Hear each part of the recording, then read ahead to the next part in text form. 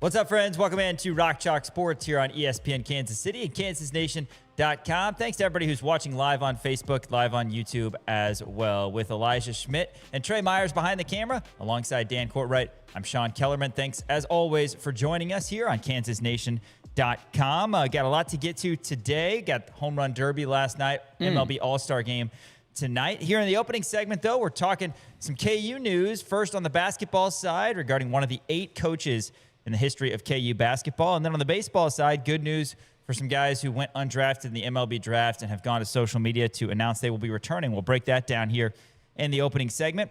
Next segment, Jordan Walker wins the Home Run Derby. Give our thoughts on that. A chorus of boos at Citizen Bank Park where two Phillies were getting after it, and they unfortunately fell to Jordan Walker. Kind of a good story, especially financially. I'll tell you about that. And we'll also preview the All-Star game that comes up tonight. We'll let you know where Bobby Witt Jr. is hitting, and will we see Michael Wacha? To wait and see. But Caglione last night, Home Run Derby, he put on a little bit of a show, honestly. Only hit 8 homers, but one went 477. Dude's got some monster power. We'll talk NBA Summer League after that, and then we'll bring on David Lesky from Inside the Crown via Zoom. David is our Royals insider. A lot to talk to him about today, honestly. Not just the Derby and the All-Star game, but MLB Draft. Curious his thoughts on kind of the managerial situation the Royals are in right now, having the worst record in the league. That doesn't usually bode well. The Royals are generally pretty loyal, as the Chiefs are, to some of their guys. Yeah. I don't know if that's like a Midwest hospitality or what, but I think it's a detriment to the Royals as a whole. If you're being completely honest. But want to know Lesky's thoughts on the trade deadline, too, because July is a busy month with all the pomp and circumstance of the All-Star game, the Home Run Derby, but then you've got the draft, the Home Run Derby as well. So we'll bring, or the trade deadline as well. So we'll bring on Lesky and get his thoughts on all of that via Zoom. After that, Dan, a Top 10 Tuesday. What do we got today? It's Top 10 Tuesday. I went back and forth on this. I was going to do something birthday related. I might do that on Thursday. My birthday is actually tomorrow. It's the July 15th. And you will be celebrating by going to Overland Park. In the morning. Oh, yeah, in the morning. That's right. Meeting. I will be. Yeah, actually, that's right. I forgot about that. Yes, we will be going out to the 810 studios for my birthday, so that'll be a lot of fun. Yes. But for today, we're doing a top 10 things to do when there are no sports on. Because tomorrow, on my birthday, there's nothing. Absolutely nothing going on whatsoever. It's like that every single year on my birthday. There's just nothing going on. Just one of those, I mean, it always happens around this time where it's during the All-Star break for baseball, so there's no baseball going on, obviously no football or basketball or whatever. There's Summer League going on, so I guess you can watch that. The World Series of Poker, I guess, if you want to tune into that or whatever. So I've compiled a list of different things that you and I can do to pass the time, if you will. I like it. All right. Looking forward to that. We maybe have done this on our previous show. I don't remember. I don't know. They all kind of mesh together. We really need to get a running list. We do have a running list of some stuff here on our rundown when we prepare for shows. You would think I would have a running list of all the top 10s that I've done. We should start that. I know, we should. Well, because there was one time. We've had some really good segments, though. We have. But there was a couple of times, I think on this one, on this show in particular, we accidentally ran into this situation where I did a top 10 that I had done previously, and we didn't figure it out until pick number 5. And I was like, oh my God, I've done this whole thing before. That's right. Okay, that sounds right. All right, here's what I'm going to do. I'm going to right now go on our rundown. And what I'm going to, let's see. Okay, so what do I need to do here? I want to get a side panel.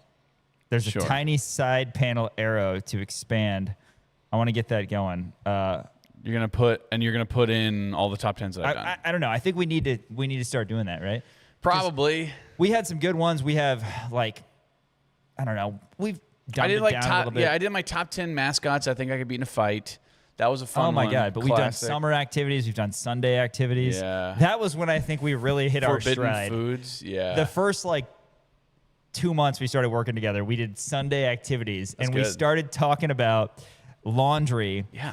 And the chair that you throw your Oh yeah, laundry on. Everyone's got that chair. Yeah, because everybody's got the chair that you I haven't agree. folded your We're laundry. still feeling each other out. But you have to move it, and you're like, yes, that's right. That was like out. first month or two that we started working together, and we were like, all right. We've done top 10 sidekicks.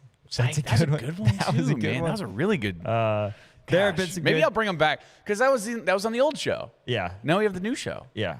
So maybe I'll bring up. Maybe we'll recycle a We thing should or two. at least start taking note once I figure out this Google Sheet thing. I just want to add like a little Post-it note or something to keep but I can't do that while I'm I have talking. my own Google Doc that you don't have access to. Is just all my top 10s, but then I just delete them after they're. Why would you do that? You know, it's that. All right, moving on. We've had some good top 10s. It's not and smart of me. We've had some good top 10 segments. The only thing we can say with absolute certainty is that today will not be one of those. At the end of the show today, we are going to continue our KU football opponent outlook as we look at West Virginia. Dan has a lot of really good stuff in the rundown right now regarding West Virginia as the Jayhawks are going to be taking on the Mountaineers in Morgantown on November 14th. So, we've got 3 more opponents. Yep. West Virginia, BYU, who's Kansas Senior Day opponent, at David Booth, Kansas Memorial Stadium on the 21st. We'll preview them tomorrow. And then on Thursday's show, we will close it out by previewing Oklahoma State, who Kansas will close out the regular season against on November 28th, which I believe is Saturday. KU does not play on Black Friday this year. That's correct. That's kind of a relief. Saturday, November 28th, KU in Stillwater. So after that, we haven't fully decided, but we think what we're going to do is we're going to transition over to the Chiefs opponents because that's going to be here also very soon. A lot of football chatter here in July because we know that it's all about football here once we flip the calendar. All right, some news regarding KU basketball, but first, Dan, Crown Automotive, our founding partners, they are in your neck of the woods on South Iowa. Great selection of vehicles. They are in my neck of the woods, and if you want to put my home address down there too, that would be perfectly fine as well. But yeah, be sure to check them out if you're in the market for a new or used car. Be sure to check out Crown Automotive, the best and friendliest sales staff here in Lawrence, in the whole tri-state area. I'll go ahead and say that. You know, all of Nebraska, all of Missouri, all of Kansas, the friendliest sales staff in town. They're not going to try to put you in some sporty little thing. They're not going to try to push any car on you. They're going to get you in the car that fits your lifestyle. So be sure to check them out. A whole line of new Toyotas and Volkswagens, Tiguan's, Taosas, Jettas, Camrys, Corollas, RAV4s, Tundras, you name it, Tacomas, they've got it. And if you don't like those brands, they have a whole line of used cars as well. So be sure to check them out, crownautomotive.com or crownmotorsvw.com. We would be remiss to not give everybody out there a little afternoon cup check. Spain and France doing battle right now in the semifinals of the World Cup. We will recap that one tomorrow. Want to make sure that we, get your cup checks. I know that's very important to everybody out there. I can't go a day without a cup check. I know, so we got to fit that in. All right, Ted Owens, one of the 8 basketball coaches in the history of Kansas men's basketball to be inducted into the College Basketball Hall of Fame. That's coming up on October 22nd in a ceremony at the College Basketball Experience in Kansas City. The NABC announced yesterday. Owens was the KU head coach for 19 seasons. From 1964 through 1983, he was 348 and 182. That's a 66% winning percentage. His 348 wins rank him as the 4th winningest coach in Kansas basketball history, behind Bill Self, Fog Allen, and Roy Williams. KU under Coach Owens won 6 Big 8 conference regular season titles, 8 Big 8 holiday tournaments, and 1 Big 8 postseason tournament. Under Owens, KU advanced to the NCAA postseason play 7 times. He went to the Final Four in 71 and in 74. And in the 1968 postseason, the Jayhawks made the finals of the National Invitation Tournament. Bill Self saying, quote, "We're all so happy for Coach to receive this honor. In my opinion, it's been overdue, considering not only what he did for his respective employers, what he has done for the game overall has been terrific. I have become very close friends with Coach, and he's one of the most unselfish leaders I've ever been around. I don't know that I've ever met a coach who is as proud of his past players as Coach is. I'm so happy for him, and I can't wait to celebrate with him and his family," end quote. Class of 2026 also has some other names that you know. Jay Wright, who was the head coach at Villanova and Hofstra. Tubby Smith, Tulsa, Georgia, Kentucky, Minnesota, awesome. Texas Tech, Memphis, High Point. Glenn Rice, former player at Michigan. Danny Ainge, who I'm surprised he's not in there yet. He was a player at BYU. And then Walt Hazard, former player and coach at UCLA. Ted Owens was a 3-year basketball letterman at Oklahoma, 1949 to 1951. He turns 97 on Thursday. So Wow. one day off of your birthday, Let's Mr. go. Courtwright. Thursday, Coach Owens will be 97 years old. You know, my favorite stat in all of sports is the fact that KU has only had 8 coaches in 128 seasons of men's basketball. Ted Owens, not the best winning percentage of all of them, but you heard some of the stats that I just gave. He's not the worst, a part of the game, right? A part of the game. He's done so much for college basketball, and it does seem like it's overdue that he's finally going to be inducted in October. Yeah, absolutely. Definitely overdue. And, you know, I mean this with the utmost respect, but like for him to be essentially the 4th, maybe 5th best coach in Kansas basketball history and be inducted into the Hall of Fame is such an incredible achievement, right? I mean, he was the only coach in KU basketball history to be fired, and he's still going into the Hall of Fame. I mean, how impressive is that? That just goes to tell you that it's different here. You know what I mean? And he had a ton of different achievements as well during his time at Kansas, right? I mean, he had 2 Final Fours, 6 Big 8 conference titles, 5 All-Americans. He had JoJo White, Darnell Valentine, Dave Robish, Bud Stallworth, and Walt Wesley. I mean, all 5 of those guys are absolute legends here at the University of Kansas, so able to bring those guys in as well. A long, illustrious career here at the University of Kansas. So, yeah, I mean, well overdue. You know, he's still kicking, too. Turns 97 on Thursday. I mean, again, this is something that was overdue. Now there's only 2 coaches in history, Kansas basketball history, who have not been inducted into any Hall of Fame. Do you know who they are? I do. Hamilton. William O. Hamilton. And right before Ted Owens, Dick Harp. Yeah, there you go. There's also another guy. I've talked about this on the show before. I have it in my notes. Hold on. There's another guy who was technically coach for like 1 season or something. Yeah, you have mentioned this before. Carl Schliedeman. He wasn't even a coach for a season. He was coach for like a day. Carl Schliedeman, because Fog Allen was the head coach of Kansas basketball. Then Fog Allen got promoted to athletic director, took a back seat. They hired Carl Schliedeman for a day, 1 day. And then Carl Schliedeman said, actually, there's no money in basketball. So I'm going to go back to my bread and butter. I'm going to go back to selling cars. And so Fog Allen came back in. This is you can look this up. It's in David Booth. It's in the Booth Family Hall of Athletics. This is written down in there. They never mention Carl Schliedeman whenever you're talking about, you know, the 8 coaches in history, but technically there was 9. Technically, they hired Carl Schliedeman. This seems like a Chris Courtwright nugget.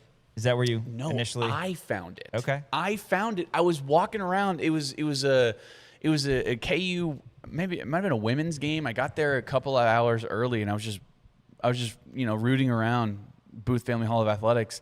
And I was just reading there in the early days. I was like, oh, okay, Carl Schliedeman. Carl Schliedeman. Yeah. I mean, obviously I'm going to look this up, but he lived from 1890 to 1980. He was the head track and field coach at KU from 1919 to 1926. All right, let me see. Let's see what I've got. He was the head line coach for varsity football his second year in Lawrence.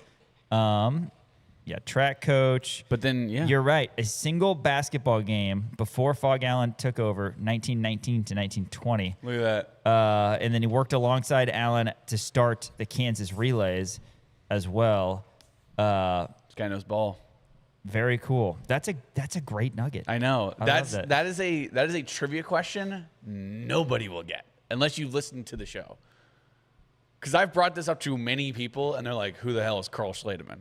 Like, guys, He's the forgotten coach. He's the forgotten Kansas basketball coach. Yeah, it doesn't say. That year, though, Kansas went 11-7, 9-7 in conference play. It was Fogg's 3rd season.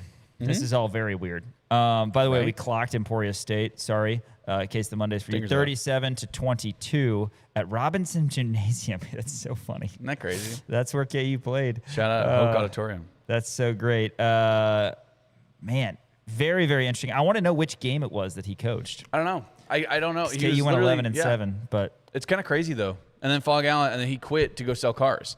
And then Fog Allen was like, all right, I guess I'll come back and be the coach. That's crazy. And the AD. Good nugget. Well, thank you, sir. But Ted Owens. Yeah. So yes. But yeah, anyway, Ted Owens. Congratulations on this achievement. This is really, just well deserved, I think. Again, I mean this with the utmost respect, but he's not even in the top half of Kansas basketball coaches. Maybe he's right at halfway, right? There's been 8. Yeah. He's either 4 or 5. You're going Bill, Fogg, Roy, Larry Brown. And then Larry Brown. And so, he's probably 5th best, right? But, of course, was here a lot longer than Larry Brown was. Sure. So was James Naismith, do you think he was a good coach? I have no idea. I was not alive. Probably he was 55 and right? 60, though. Well, you were roommates with him in college, weren't you? I will say this. I think he was a pretty good entrepreneur. Yeah. I would say that. Okay. I'll go that's with that. fair to say, right? Probably the best of the coaches we've had. I'll go with, in terms of, I'll put Ted Owens probably over James Naismith. Just because James Naismith, he invented the game doesn't mean he was a good coach. He was the only coach with a losing record. Hopefully we Kansas, never, which again is that's one of my favorite stats. Hopefully we never do a top 10 Kansas basketball coaches of all time, because hopefully we never get. We get 40 more years of Coach Self, and then we die. Maybe one more coach, and then we're done. But technically, if you want to Carl get technical Schledeman, about it, he's number 9 Carl on that list. Schledeman is number 9. 9. He's number 9. But no, congratulations to Ted Owens. if you want to get if you want to get deep into the weeds about it too, you got like Norm and Jacques, who have technically coached. That doesn't count. That technically doesn't count. Carl Schledeman was actually hired as the head coach. See, and all I saw is that he coached a game. So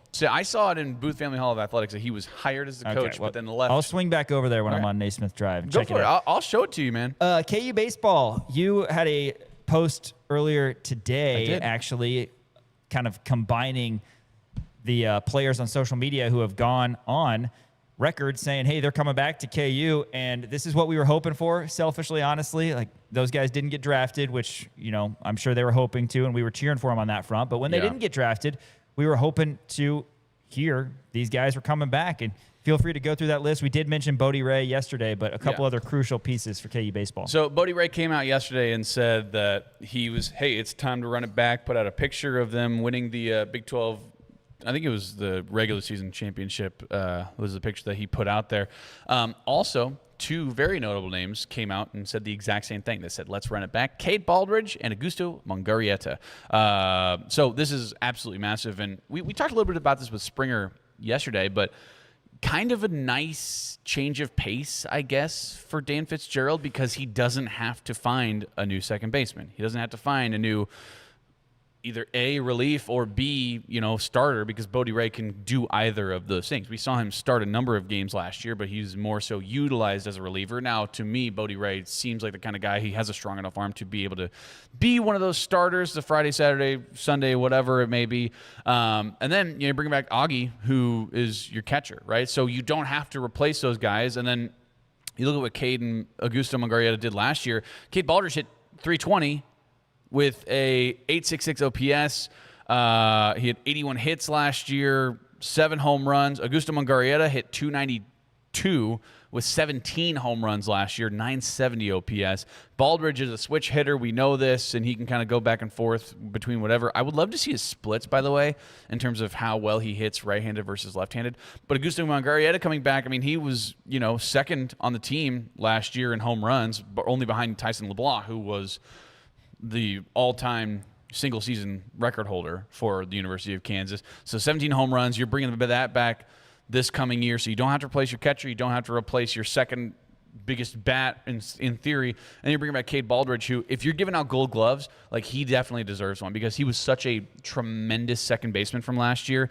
And he dealt with a little bit of injury. That's fine. But also, talk about a consistent bat, too, right? .320. He's not a power hitter, right? He had 7 home runs last year, but not necessarily a power hitter, but a guy who gets on base. So that's absolutely massive. And then Bodie Ray, just talk about an arm that you love to see coming back. Bodie Ray, 4.27 ERA from last year. You might look at that and say, it's not the best, but really impressive stuff from him. The stuff is there, the movement is there.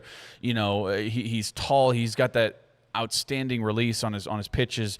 1.19 whip. He went 6-1 last year. I mean, just a really, really nice arm, and that's going to be awesome heading in because you're also, in theory, going to be bringing back Ryan Ritter. You're going to be bringing back Mason Cook, right? Aiden Klein's going to be coming back. I think Manning West, that was his last year, but still, you're bringing back a lot of guys, and this is something that we haven't seen really in the Dan Fitzgerald era, where the retention, right? You're going to have some names that you remember from last year, where as it was 2 years ago heading into this past year, you only had Brady, you only had Dariel Osoria, right? But now you have a majority of your middle field, and Dylan Schlotterbeck can still come back as well. Dylan Schlotterbeck never entered the transfer portal, and he never got signed by a professional team. So Dylan Schlotterbeck at third base could also come back too. He hasn't put out anything on social media yet saying that he's coming back, but still, having that retention, I think, is so important for Kansas to be able to maintain the success that they had. So you do have another year of Manning West. He do have another year of Manning West. One on social media as well. So that's fantastic. So again,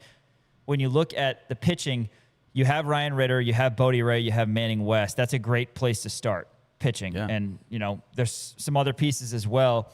But, yeah, I mean, this is better than any signing day, transfer portal, high school incoming freshman that Kansas could have asked for. JUCO, whatever.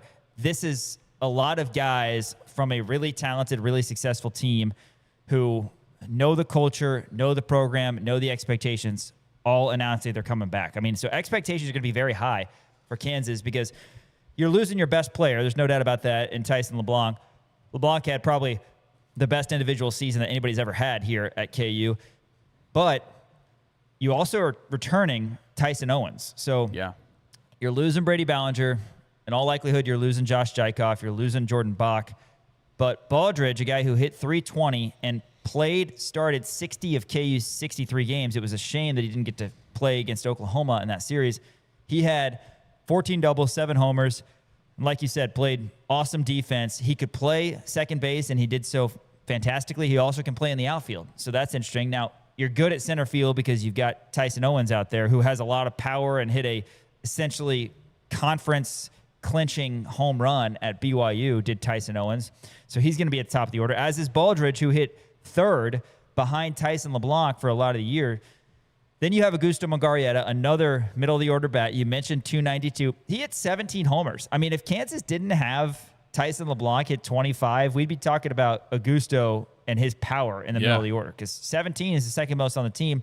He drove in 50, and not to mention he started 55 games, played in 61, most of them behind the dish. So a fantastic player to get back. You mentioned Schlotterbeck. He's an awesome defender. He's going to be a guy who provides some offensive pop as well. But, yeah, I mean, just looking at this from the guys who have said they're coming back offensively, okay, you don't feel bad at all about maybe you hit Owens second, Baldridge third, Mungarrieta fourth. You know that Kansas will get another power bat, and we've got some incoming players. And as Nick said yesterday, it's not as easy to keep track on who's committing to Kansas from a baseball standpoint as it is basketball or football. But, you're losing left-handed bats in Ballinger, Jaikoff, and Bach, and that's a lot of power you're losing there as well. So you're going to be getting some powerful left-handed bats. But even if you don't, which you will, you're still looking at a 2-3-4 that's very good Big 12 lineup with Owens, Baldridge, and Mungarrieta. So, it's going to be awesome. There are some other spots to fill. We know that Kansas is losing Dariel Osoria. You're losing Savion Flowers and Max Solis Jr. We know that. But that's a great day for KU baseball. It's been awesome these past 24, 48 hours seeing everybody commit. And then, like I said, pitching-wise, you're losing Vagley, you're losing Nayrall, but you return Cook and West and Bodie Ray. I mean, that's a great place to be and something that, like you said, Coach Fitz haven't been able to kind of enjoy a group coming back, right? From a talent standpoint and from a number standpoint, like they will this upcoming season. Yeah, and that's just, I mean, it's less turnover, which is good, and that was my main concern in terms of Kansas baseball is how sustainable is it for having virtually an entire roster turnover every single year. But you have this retention, especially in the infield, right? Especially with the pitching staff. Obviously, you're losing your ace in Dom Vagley. He was your number one guy it makes sense, right? I mean, obviously you're gonna lose guys like that in the third round when you have a guy who's as dominant as Don Bakley was, but you have so much retention that it's gonna take a little bit of the pressure off of John Coyne, off of Dan Fitzgerald, just because of the fact that they don't have to replace as many guys, and you have all of these bats, all of these arms who were so dominant from last year that they're just going to continue to build off of it. And you can see these guys really buying in, right? I mean, take for instance, who's the guy who transferred over to LSU last year? Cooper Moore. Cooper Moore transferred to LSU. He utilized the success that Kansas had the year before that and jumped up to the next level. But now you're seeing the retention here, which is telling you that Kansas is up there at that level right now where guys want to buy in and they want to run it back and they want to, go back to super regionals, try to make a run at the College World Series, because this is right now the pinnacle of college baseball. I mean, that's not out of the realm of possibility to say. This is a damn good team. They have, put a lot of money into this KU baseball program with everything that they did at Hogan Ballpark, with the backyard, with the decks, with all the expanded seating around it, right? You can see the investment, and I think the guys understand that investment as well. Yeah, it's been fun to see. And again, all of the support that KU Athletics and the donors have provided KU baseball, just unbelievable ascent of this program since Coach Fitz has gotten here. And we'll continue to let you know if we see any other guys committing to come back to KU, because it's been a lot of fun and gets us pumped up for baseball next year, without a doubt. Hopefully KU gets even further than they did this year, where they got to host a super regional. What an experience that was. After this, though, we're talking Home Run Derby, MLB All-Star Game. David Lesky will join the show a little bit later as well to talk about the Royals and their plan for the second half of the season and moving forward. ESPN Kansas City, kansasnation.com. Yo, this is Paul Pierce, and you're watching Kansas Nation.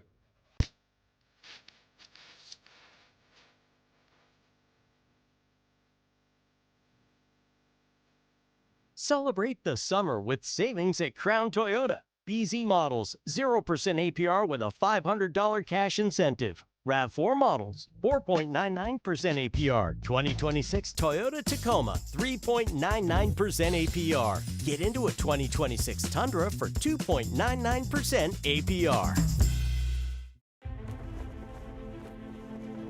Together, we're elevating our potential, our pride, our traditions, and our dreams. Together, we're opening up a whole new world of possibilities. Elevate your University of Kansas experience with Jayhawk checking from Central Bank. Central Bank and KU, elevating together. Jayhawk fans, if you haven't started to follow Kansas Nation on social, now is the time. Facebook, Instagram, X, it's Kansas Nation, and online at kansasnation.com for the latest news and information on your Kansas Jayhawks. Interviews, news conferences, daily and weekly shows, podcasts. Find it all at Kansas Nation and kansasnation.com. kansasnation.com is presented by Game Day Men's Health Lawrence. Step up your game with Game Day Men's Health Lawrence. KU and K-State bring their bitter basketball rivalry to the basketball tournament in Topeka this summer. Kansas alumni team Jayhawks Hoops, led by Frank Mason III and Marcus Garrett, take on K-State alumni team Purple Rain, starring Michael Beasley and Xavier Sneed. Catch the action at Lee Arena in Topeka, July 22nd, as the Big 12 foes duke it out on the road to TBT's $2 million grand prize. Don't miss the chance to check out and support your favorite former Jayhawks in just a few weeks. Get your tickets now at tbthoops.com. Welcome back to Rock Chalk Sports here on ESPN Kansas City and kansasnation.com. Hey, here in the second segment, we're going to bring on David Lesky from Inside the Crown to talk all things Royals baseball. Jayhawk fans show up, pack the fieldhouse, and wave the wheat. When it comes to money, Ameritrust brings that same energy. That's because financial well-being isn't just something they offer, it's why they exist. Real people, local decisions, a team that actually knows your name. When you're ready to improve your financial game plan, they're ready. Ameritrust Credit Union is the official financial well-being partner of Kansas Athletics. Visit ameritrust.org to learn more. Federally insured by the NCUA. David, thanks for joining us again. We are bemoaning the fact that it's such a slow sports week here on Rock Chalk Sports, but happens every year. Exciting last night. Let's start with that, though. We saw some bombs from Keggs. He only hit 8 homers, but a good Derby performance nonetheless. 477, I think, was officially his longest, but it was cool seeing the lefty swing the bat on the big stage. Yeah, I mean, also, if you think that was 477, I don't know why they're shortchanging it, but come on. It's the home run derby. If anything, say it's farther than it is. Like, people want to see 530. Right. And, yeah, the other comment, I mean, they might want to sign his dad for the bullpen. So, Oh, my God, right? There were some really nasty pitches in there, which Keggs laid off a couple, so good for him. But yeah, no, he looked fine. It took him a couple pitches to get going, and then he got in a rhythm, and then lost the rhythm, and it just didn't sync up for him. But he didn't embarrass himself by any stretch. So that was fun, and I liked the Derby format, the new format. Did you guys like it? Yeah. Yeah. Oh yeah. Yeah. Yeah. You can actually I was a little see bit the things skeptical. go over the fence. If Netflix would have shown them, yes. Yeah. It was the production left something to be desired, but the actual format, I enjoyed it. I love the home run derby though. Like I don't know if I'm in the minority or not, but I feel like whenever I say that, people are like, "Really?" I'm like, "Yeah, it's fun. Yeah. It's okay." Like when you write about baseball, when you cover baseball, it's not that it's not fun. I don't want to say that, but like games matter, right? And the home run derby doesn't matter, so it's sheer enjoyment, and I don't feel like we get as much of that in the way we, I'm watching a game to figure out what to write about and find the story, and it's not that I don't enjoy it, but it's just a different type of enjoyment, so I love it. Yeah. It's pageantry too. Yeah, totally, Absolutely. which is fun. Yeah. It wouldn't be fun if it was all the time, but it's fun once a year. Well, tonight's the All-Star game. Bobby Witt Jr. starting for the Royals, hitting 5th. Interesting lineup, of course. It sucks every year, but you have a bunch of guys who aren't playing who, you'd love to see in there. Nick Kurtz, Aaron Judge, Byron Buxton. But Bobby, a chance to shine on the big stage again. And, then we'll talk about the second half of the season. But it's always great seeing him represent Kansas City. And it was fun last night, too, seeing him cheer on Keggs. Yeah, him. I don't know if you got to Waka with his daughter. Was freaking adorable. So, no, that was fun. I'm excited to see Bobby tonight. His first start, which it should be his second, maybe third. I can't remember. In 24, he was having a great year. I can't remember if there was somebody that was deserving. I don't even remember who started. That's how memorable the All-Star game is. But I'm looking up right now who the starters were. But was it Gunnar? It was Gunnar Henderson. And I'm curious if he deserved it or not. But regardless, it's nice to nice to see him in that starting lineup. I'm looking up right now. Let's see, Gunnar in the first half. Oh, he deserved it. Yeah. Witt was hitting 323, 369, 558. Gunnar was 286, 373, 584. So like you can't go wrong. Obviously Bobby had the crazy second half that propelled him, but I mean, it's good to see that Witt's finally getting that start, and the way that voting goes, it's not going to be his last. Once you start, it's like Gold Glove. Once you start winning them, like you just kind of keep going with it for a while. So that's exciting, and hopefully Waka gets to throw today, and there's a couple Royals highlights not a great year, but hey, there's a couple good things. Yeah, absolutely. David Lesky from Inside the Crown. And David, one more All-Star question for you. I guess Sean and I have talked about this a lot, but the MLB All-Star game is the one that actually I guess you can look at, and there's the best performances being put out there. Like the NBA All-Star game, everyone's just chucking up threes and nobody plays defense. They're just running around. I mean, the Pro Bowl has just turned into a complete joke. But the MLB All-Star game, that's like actual good baseball being played.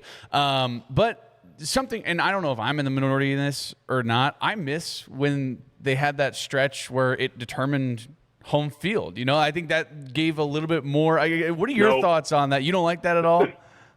No, look, I like the idea behind it. I get it. I totally get that you want to make it mean something and all that.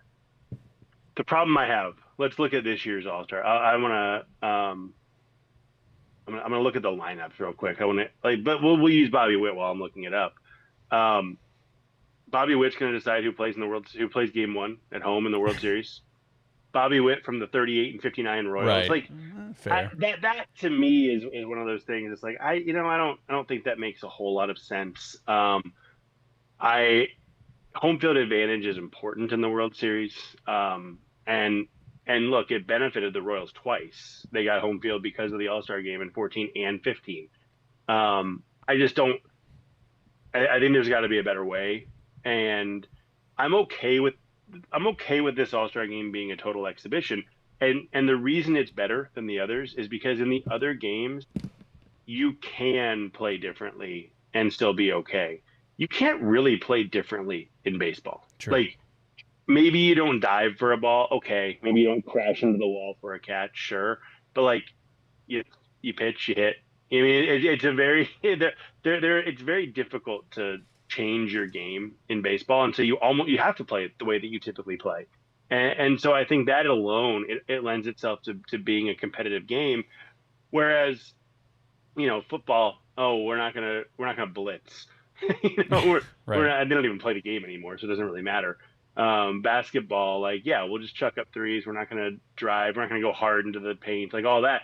Baseball, you've got to play your game. So look, I get why they did it. I get why it's enjoyable too. So I don't want to yuck your yum here, but I do. I think that you can still have a competitive game without it meaning something. Sure. Yeah, and we'll see how it goes tonight. Bobby Witt hitting 5th for the American League. And, it's always fun. The best of the 4 major sports all-star games, without question, in my opinion. Oh, yeah. Hey, bad first half for the Royals. They end the first half getting swept by the Orioles. They're 21 games under 500, tied for the worst record in baseball. They are 1 run better than the Rockies, or else they would have the worst run differential in baseball. What's your take on, the managerial situation for the Royals? Because a lot of people online are very frustrated. A lot of fans frustrated with Coach Q and, pretty much every coach on the staff for the Royals, and understandably so, because the Royals are not winning games. So what's kind of your take on that and the path for success in the future for the Royals? Yeah, I mean, look, it's results based. So if they're not winning, somebody's got to take the fall eventually. Where I struggle quite a bit is I got a comment yesterday, and I don't hate to call somebody out because hey, they're a paying subscriber and everybody's allowed to have their opinion and all that. Somebody said, how often does a manager that's been around for 4+ years keep his job falling that short of expectations? Did 24 and 25 not happen? Did those seasons? Did I dream that? Did they make the playoffs? Did they have a winning season last year? This is not a trend of they've sucked for 4 years. No, they were good. They were good in 24. They were slightly above average in 25 record wise. This is not like Matt Quatrero's been terrible at his job for 4 years and they gave him an extension. No, they gave him an extension based on having I think the 12th best record in baseball, coming off a 100 over 2 years, coming off a 106 loss season. I have a really difficult time with this idea that they've sucked for years. No, they haven't. This is not the 4th year of falling short of expectations. This is the 1st year of falling short of expectations. Yeah. And I also think that there is a and this I don't even know how to word this properly because I don't want it to come off as arrogant or I know more than anybody. But I really do think there's a misconception of a manager's job and what they can and can't control. Cameron Meisner, I'll use him, and I'm going against a guy who's not even here to defend himself because he got optioned back to Omaha when Vinny came off the IL. But not that he'd be here anyway, I guess. I don't know. Unless he's on, is he back there? Do you guys have Cameron Meisner nearby? We don't. Sorry. I would assume you don't have a Mizzou guy on this podcast, right. Or on this show. But he was a bad base runner. Let's be he looked like he had never played baseball before. He made bad decisions. Is that Matt Quatrero's fault? I don't think that that's the coaching staff's fault that this minor league free agent that they brought in. I guess they put him on the 40-man, so it's more than minor league free agent. But this depth piece that they had to go to after injuries is a bad base runner. And I think that you can't, a manager can't do, it's not the same as football. Like, discipline in football comes from coaches, I think. Yeah. Discipline in baseball comes from baseball IQ. You either have it or you don't. That's not on Matt Quatrero or Damon Hollins. Well, that's a different story. We can get to that in a second. But like, I don't think what the job of the manager is what most people think it is. And the reality is, look, if they don't win, he's going to lose his job. Probably not going to be this year, given that he just signed an extension that it doesn't even start till next season. But if they go into next year and this happens again, I don't think Matt Quatrero is back in 2028. He may not be back after the break in 2027 if this happens again. And so yes, there is that, the results do matter. But to look at that and say he's the reason, I guided. Now, I do think that there are some. I'm curious, and I know why the answer is, but I'm interested in, like, Brian Sweeney. Pitching has been horrific this year. You don't hear a word about Brian Sweeney. Yeah. Like, it is never, oh man, Brian Sweeney's bad at his job. The offense has 2 runs on 6 hits, and it's fire Alex Zumwalt. And the reason is obviously that the Royals pitching has had success the last 2 years. And this is the first year, which is so interesting that Matt Quatrero doesn't get that same benefit, but Brian Sweeney does. But like, Royals pitching, I mean, if you look at the numbers, they currently, at the break, have the 3rd worst ERA in baseball. It's approaching 5. Now, without Cole Reagans, without Chris Bubich, without Carlos Estevez, but like, Lucas Ursek has struggled. Matt Strahm has been terrible. Like, who's had a good season on this pitching staff? It's Michael Wacha, who, by the way, hasn't actually been great since his start of the season. It's Daniel Lynch, who does it with smoke and mirrors. He's doing it again this season. John Schreiber's had a nice year after he started slowly, but everybody else has kind of struggled. And Brian Sweeney you don't hear his name ever. I think he deserves some criticism. I really do. I think the base running, it's funny. Everybody talks about, the Royals base running is atrocious. They get thrown out too much. Now, Fangraphs rates base running. The Royals are middle of the pack in base running, 0.3 base running runs above average. So they're 0.3 base running runs, not above average. They're 15th in baseball. A lot of that's Bobby Witt, but they're not a bad base running team. StatCast, I believe, has them as the 12th best base running team. They run into outs. So 2 things. 1, baseball IQ. Damon Hollins is base running coach. I think there's a chance he doesn't do a great job of teaching guys situationally. But also, all these guys are 30-year-olds who have played baseball for 27 years. So, like, Right. At some point, you just are what you are. And I think Vance Wilson sometimes gets a little too aggressive on his sends. I also think he does that because he doesn't believe in the bats to come through. I think that they feel that they have to push the envelope, and if they get thrown out on the bases, so be it. They will be a net positive, which, again, the StatCast numbers show that they actually are a net positive.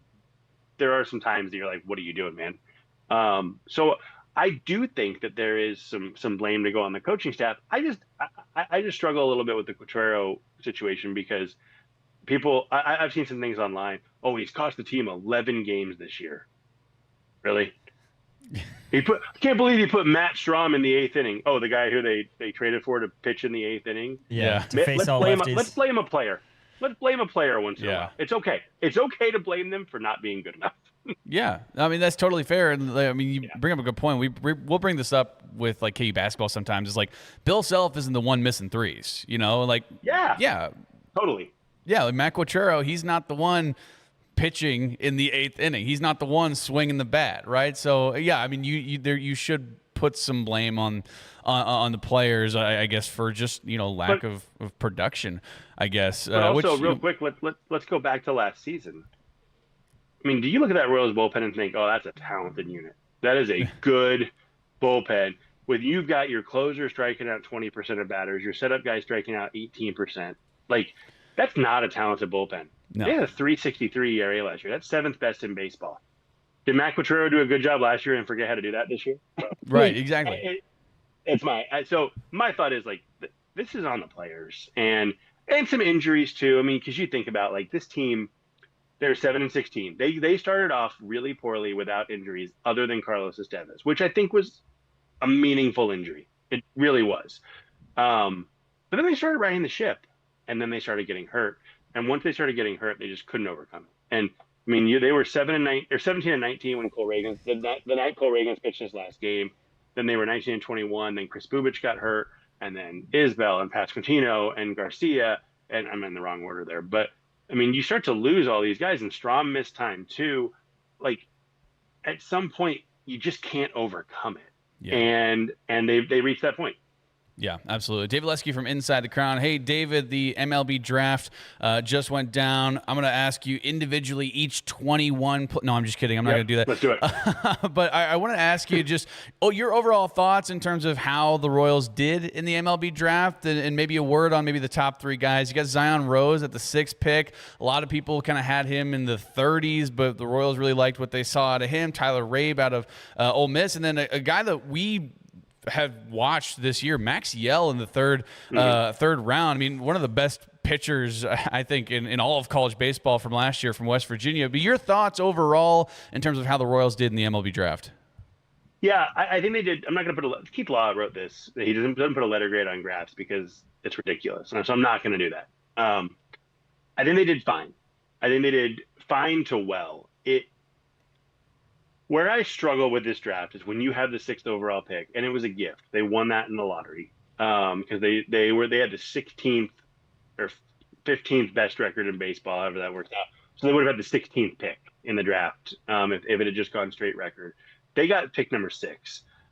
When you've got that pick, which also comes with extra slot money, I was hoping for better. Now, I have come around a little bit, and some of that is because like you convince yourself. Let's be real. I mean, you start to talk yourself into players, and it doesn't matter. Where I've come around though, Zion Rose. Baseball America put out a video yesterday or today. Well, it really shouldn't be a surprise that Zion Rose went 6th overall. I don't know why people are so confused about it. I'm like, well, because you ranked him 23rd. You're right. Like, if you thought he should have been the same, why did you rank him 23rd? And I'll go through some of the ranking. Like Baseball America was 23rd, MLB Pipeline was 30th, Fangraphs was 17th, ESPN was 18th, Keith Law was 22nd. And that's fine. From my understanding, and I try to talk to people who aren't with the Royals because the Royals are not going to say anything but, hey, we did this because we wanted the player. From my understanding, the Royals, people from other teams are saying this, the Royals believe that Rose, Burris, Eric Booth, I'm trying to think, AJ Gracia, who went 9th overall, a bit of an overdraft as well in terms of the consensus rankings, were all kind of in the same jumble. And basically what they saw with Zion Rose is 2 things. One, they can get him for a little bit less than the others, which if you think they're the same, spend less and spend more later, because that's how the draft works. You're not just not spending that money, you're just putting it in a different pick. Yeah. And that when your floor is based on hit tool, you are much more likely to make it than when your floor is based on positional value. So like Drew Burris, for example, is a good bet to make it because he's a center fielder. Now he can hit, don't get me wrong, it's not his only value. But Zion Rose is a good bet to make it because he can hit. And there's a difference there. And I respect that. I understand that. And I talked to 3 scouts with 3 other teams. Rose was 11 on one of their boards, 13 on one, and either 12 or 14. I can't read my writing. But it's the consensus boards aren't what the teams are looking at. So I think that's really important to keep in mind. And I really like Zion Rose because he can hit. He's got crazy bat speed. Some people think he can handle center field. Most people think he's a left fielder. He does have a little bit of chase in his swing, but mostly with 2 strikes. So I had prime Reggie Sanders as a comp, which the Royals said Ron Gant, which I loved, but Reggie Sanders, heck of a comp. Taylor, now let's go back to the money really fast. I don't believe this is out there yet. But I have heard that Rabe, whose slot was about 3.2 million, is going to sign for about 3.3, little over. And then Jack Sladham, their second pick, the slot of 1.7, he should sign for about 3 million. Okay, there's a good chunk of money. And I also heard Dominic Batista, the 4th pick, is at about 1.2 million with a $650,000 slot. So there's some money savings being put on other picks. And we want to talk about Rabe. Big arm, got to upper 90s, touched 100 with his fastball. He's got really good command, hard cutter. His slider doesn't have great spin, but he's got really good tilt on the ball, gets a lot of swing and miss. A lot of people believe he can both move fast and be good quickly. So he's really interesting. Slide him with the second round pick. He's a high school guy who big time helium this year, got up to 98 with his fastball this spring.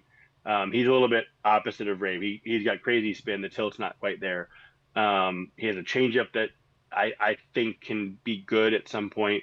One person told me this is a guy data-driven organizations are all over because they see the data on him and see that they can turn him into a good pitcher.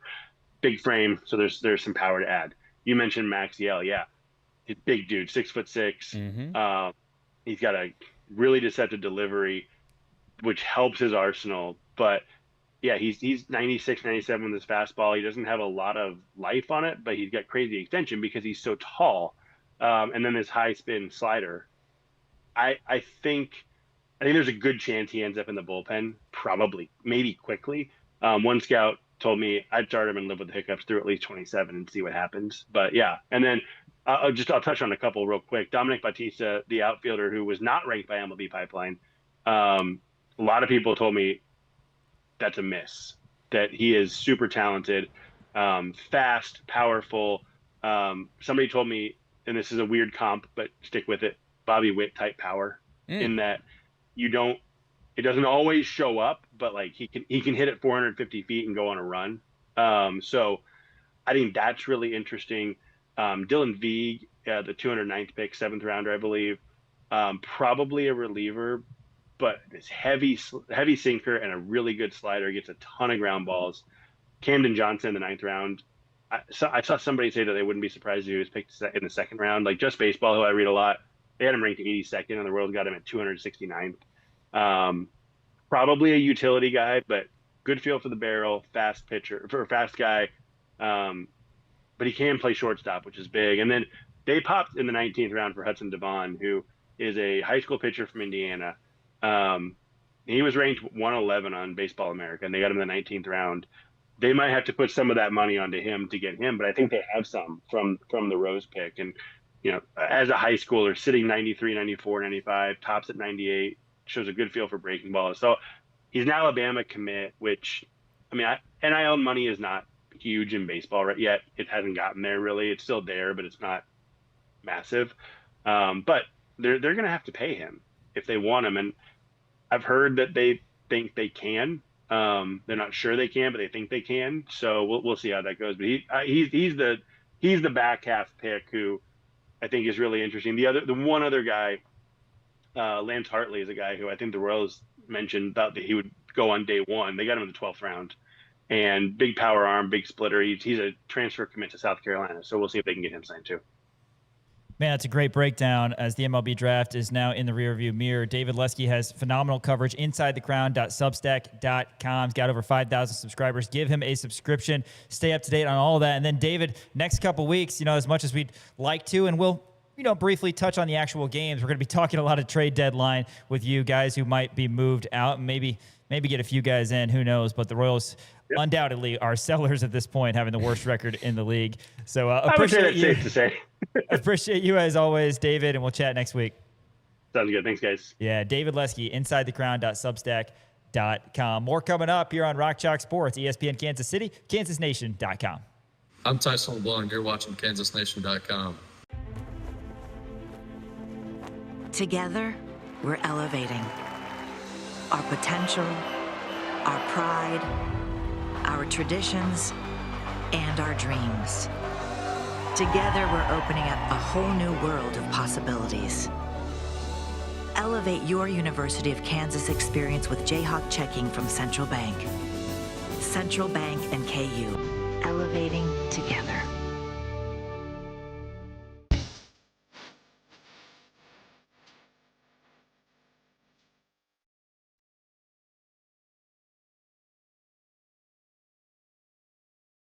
Get 0.9% APR or a $3,500 customer bonus on 2026 Atlas models. 2026 Atlas Cross Sport 3.9% APR or $3,500 customer bonus. 26 Tiguan models now 1.9% APR or a $2,500 customer bonus.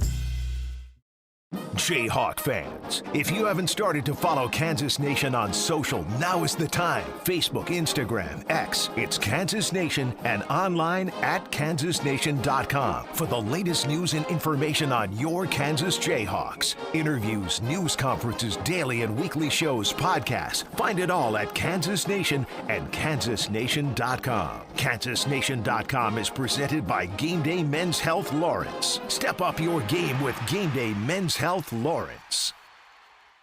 Hello, it's Mark Whitlow from Office Products Alliance.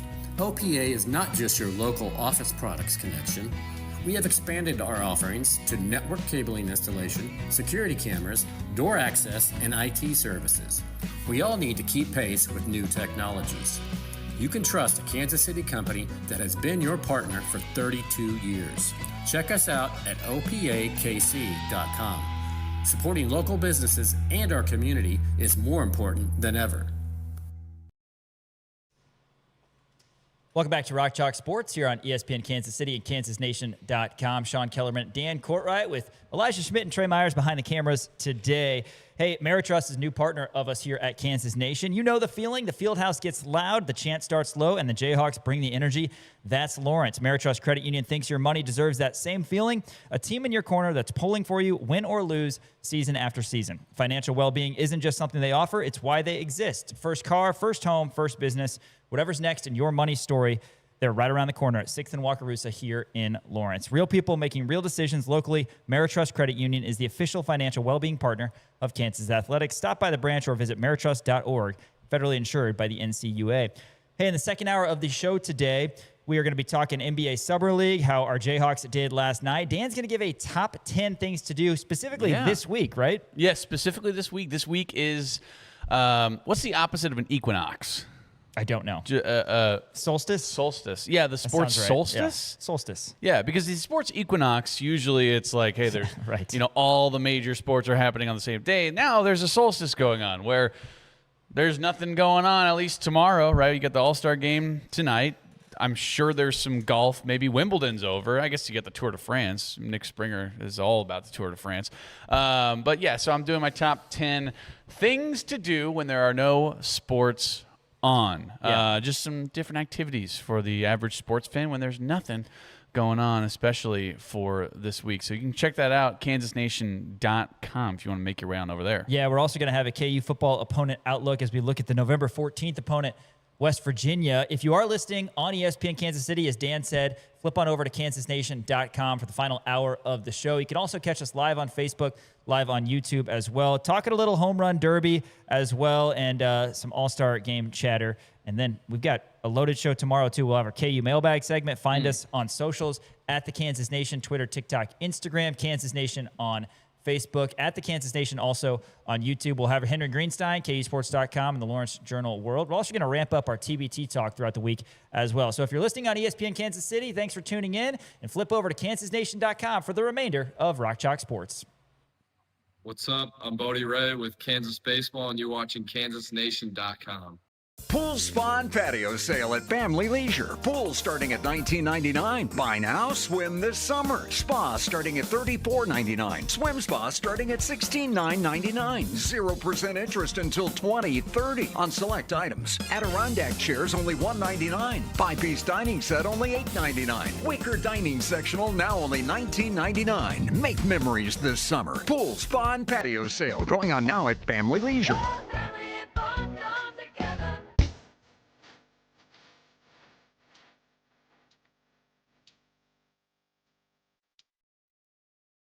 Celebrate the summer with savings at Crown Toyota.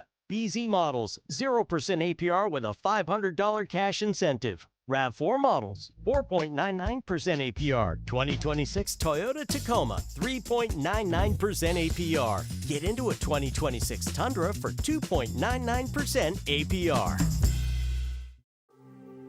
At the heart of a city lies the restless, the visionaries, the bold.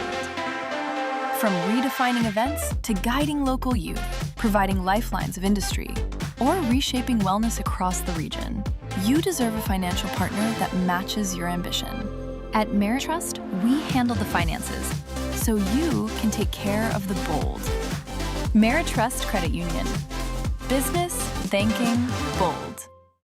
Jayhawk fans, if you haven't started to follow Kansas Nation on social, now is the time. Facebook, Instagram, X, it's Kansas Nation, and online at kansasnation.com for the latest news and information on your Kansas Jayhawks. Interviews, news conferences, daily and weekly shows, podcasts. Find it all at Kansas Nation and kansasnation.com. kansasnation.com is presented by Game Day Men's Health Lawrence. Step up your game with Game Day Men's Health Lawrence.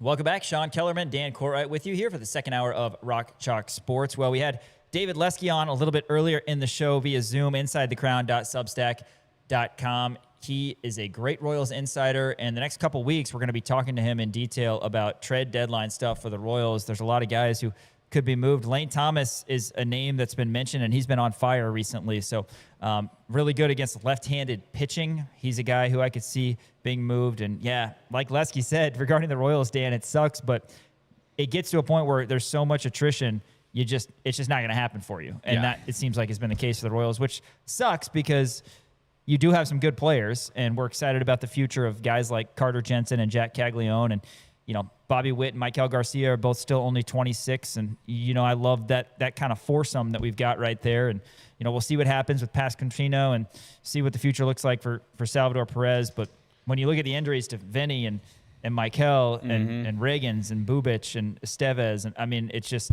too much to overcome. Even Bobby was injured for a little bit, right? He missed still 5 days or so. Yeah, missed 5 games. So, you can't control that. Right, so that's really unfortunate. And then, I thought Lesky really did bring up a good point. I guess there's a hierarchy. I was talking a little bit about this off air with Trey Myers and Elijah. There's a hierarchy in terms of how much a coach can affect a game, right? Football is number one by far and away because they call the plays, every single thing that they have their kind of fingers in the pie. Basketball is probably number 2, and then baseball is down there with like volleyball, where like the coaches don't really do a whole lot. Like they can determine who gets called up, in the bullpen or whatever. But he had a great point of like, hey, the Royals got a guy who they specifically got to pitch in the 8th, and then he all of a sudden gets shelled. Like Matt Quachero's not the one who's pitching. Matt Quachero's not the one swinging the bats, right? So I think you're coming off of a year where, you essentially you had a playoff run. And now you suck this year, right? I think there needs to be a little bit more grace in terms of how you view Matt Quachero, whereas opposed to you need to start looking at the pitching coach and the hitting coach as opposed to Matt Quachero. I think Matt Quachero has done a good job ever since he's been here, but there needs to be more. And obviously, you need to be able to hit on these farm guys, on these draft picks that you're just now picking up. And I think a lot of these guys are going to be really nice additions to the Royals for the coming years. Right? I love the Maxiel pickup in the was it the 4th round, 3rd round, whatever it was. I absolutely love that. I think that's going to be a guy who can come in right away and be one of those guys for the Royals. So you need help with the bullpen. It's just not coming together, right? And at some point, I think you really need to kind of pin the blame on the players. Honestly, the players are just not playing as good as they should be. Yeah, and again, the injuries too. That hasn't helped. And the injuries. It's been kind of everything, and honestly, it's been since the start of the season. And we've tried to talk ourselves into a run, and it's just not going to happen for the Royals. We'll see how the second half goes, and see, like I said, who gets moved, and hopefully these draft picks hit for Kansas City. Last night was the Home Run Derby. We briefly touched on that as well with Lesky. Officially a 477-foot bomb from Cags. Looked like it was over 500. The dude is an absolute beast. I hope he gets a lot of Home Run Derby appearances, All-Star Game appearances throughout his career. It was Jordan Walker who ends up winning the Home Run Derby. I liked him as a dark horse yesterday when we brought this up. Over the favorite, Kyle Schwarber. Walker, down to his final few outs and needing to go on an absolute tear, did just that amidst a bunch of boos at Citizens Bank Park for the fans who were cheering for the hometown hero, one of the hometown heroes, Kyle Schwarber. But he got it done. He's the first St. Louis Cardinals player to win the Home Run Derby. And also, I told you this off air, Dan, but his salary, despite being one of the best hitters in the National League this year, his salary is $779,000. He gets $1 million prize for winning the Home Run Derby, not to mention a cool trophy and a cool necklace that 2006 Philly and Home Run Derby champion Ryan Howard got for him. So a great night, and honestly, a young guy kind of slicing the ball through the boos, if you will. good for him, even though, none of us like the Cardinals. Also, Kyle Schwarber was out there like cheering him on too. Like that was cool to see. I love when all the guys are in their jerseys. Yeah. And you get your little, like Michael Walker with his little daughter. That was so cute.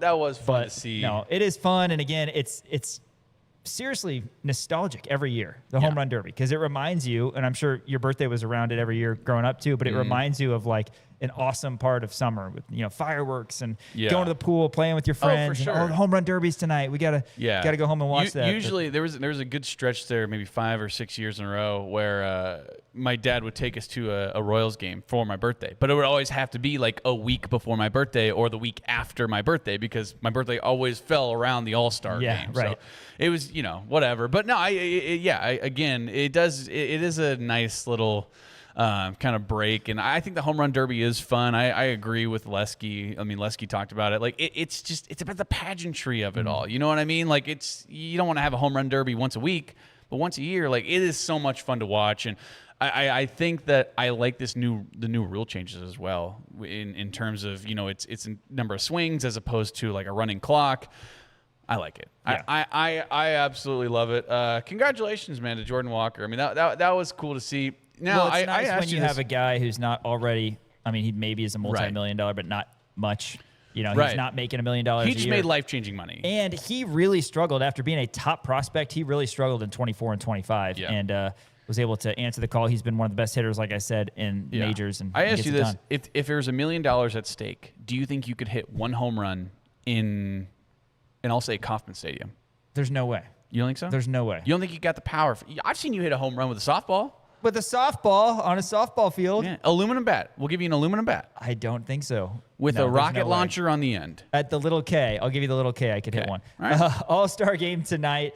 American League putting Dylan Cease out as their starting pitcher. National League has Christopher Sanchez. Of course, what sucks is, like I said earlier, a lot of guys are not participating for one reason or another, because that's just how it goes, whether it's rest, injury, whatnot. So you're not going to see some of the game's brightest stars, but you will see some.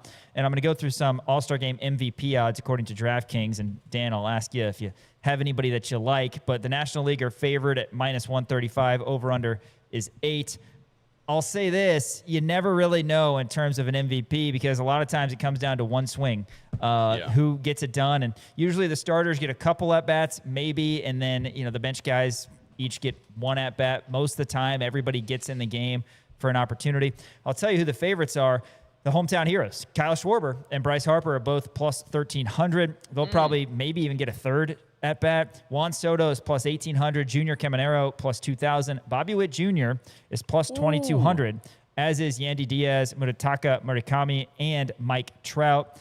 Plus 2,500, we've got 5 guys, including Tyler Brewer's favorite player, Pete Crow Armstrong. We've got Yordan Alvarez, Randy Arozarena, Jordan Walker, and James Wood, plus 2,500. And then a whole laundry list of other guys who knows, could come about and win the MVP. Who are you going here? Because I'm going with Bobby Witt Jr. at plus 2,200. Sure. So you can take anybody else.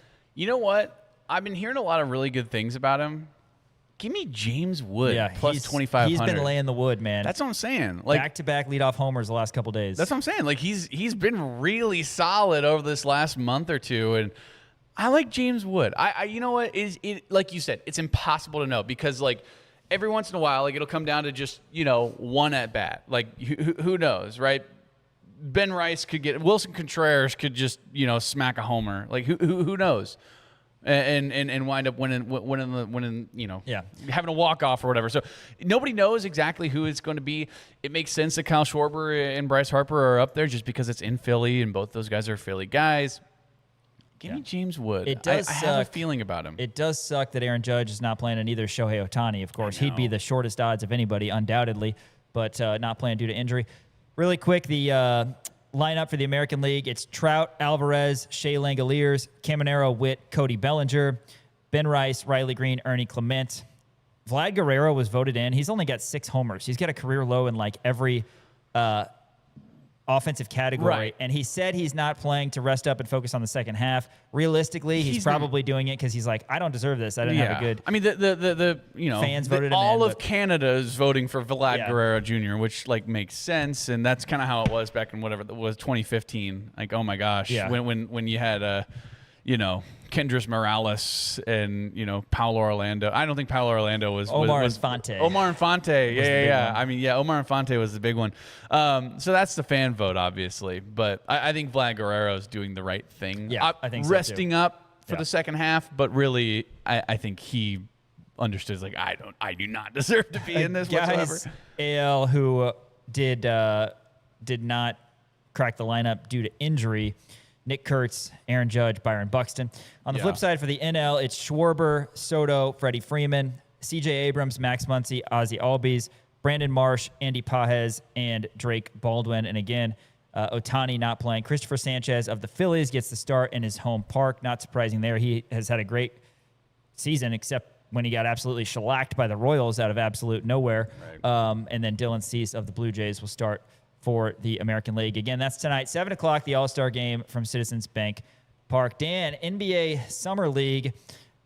Yeah. Really the most exciting thing going on right now outside of baseball. We'll go through a few Jayhawks, but talked a lot the last couple of days about the success that Trey White and Melvin Council has had. That's been a good start.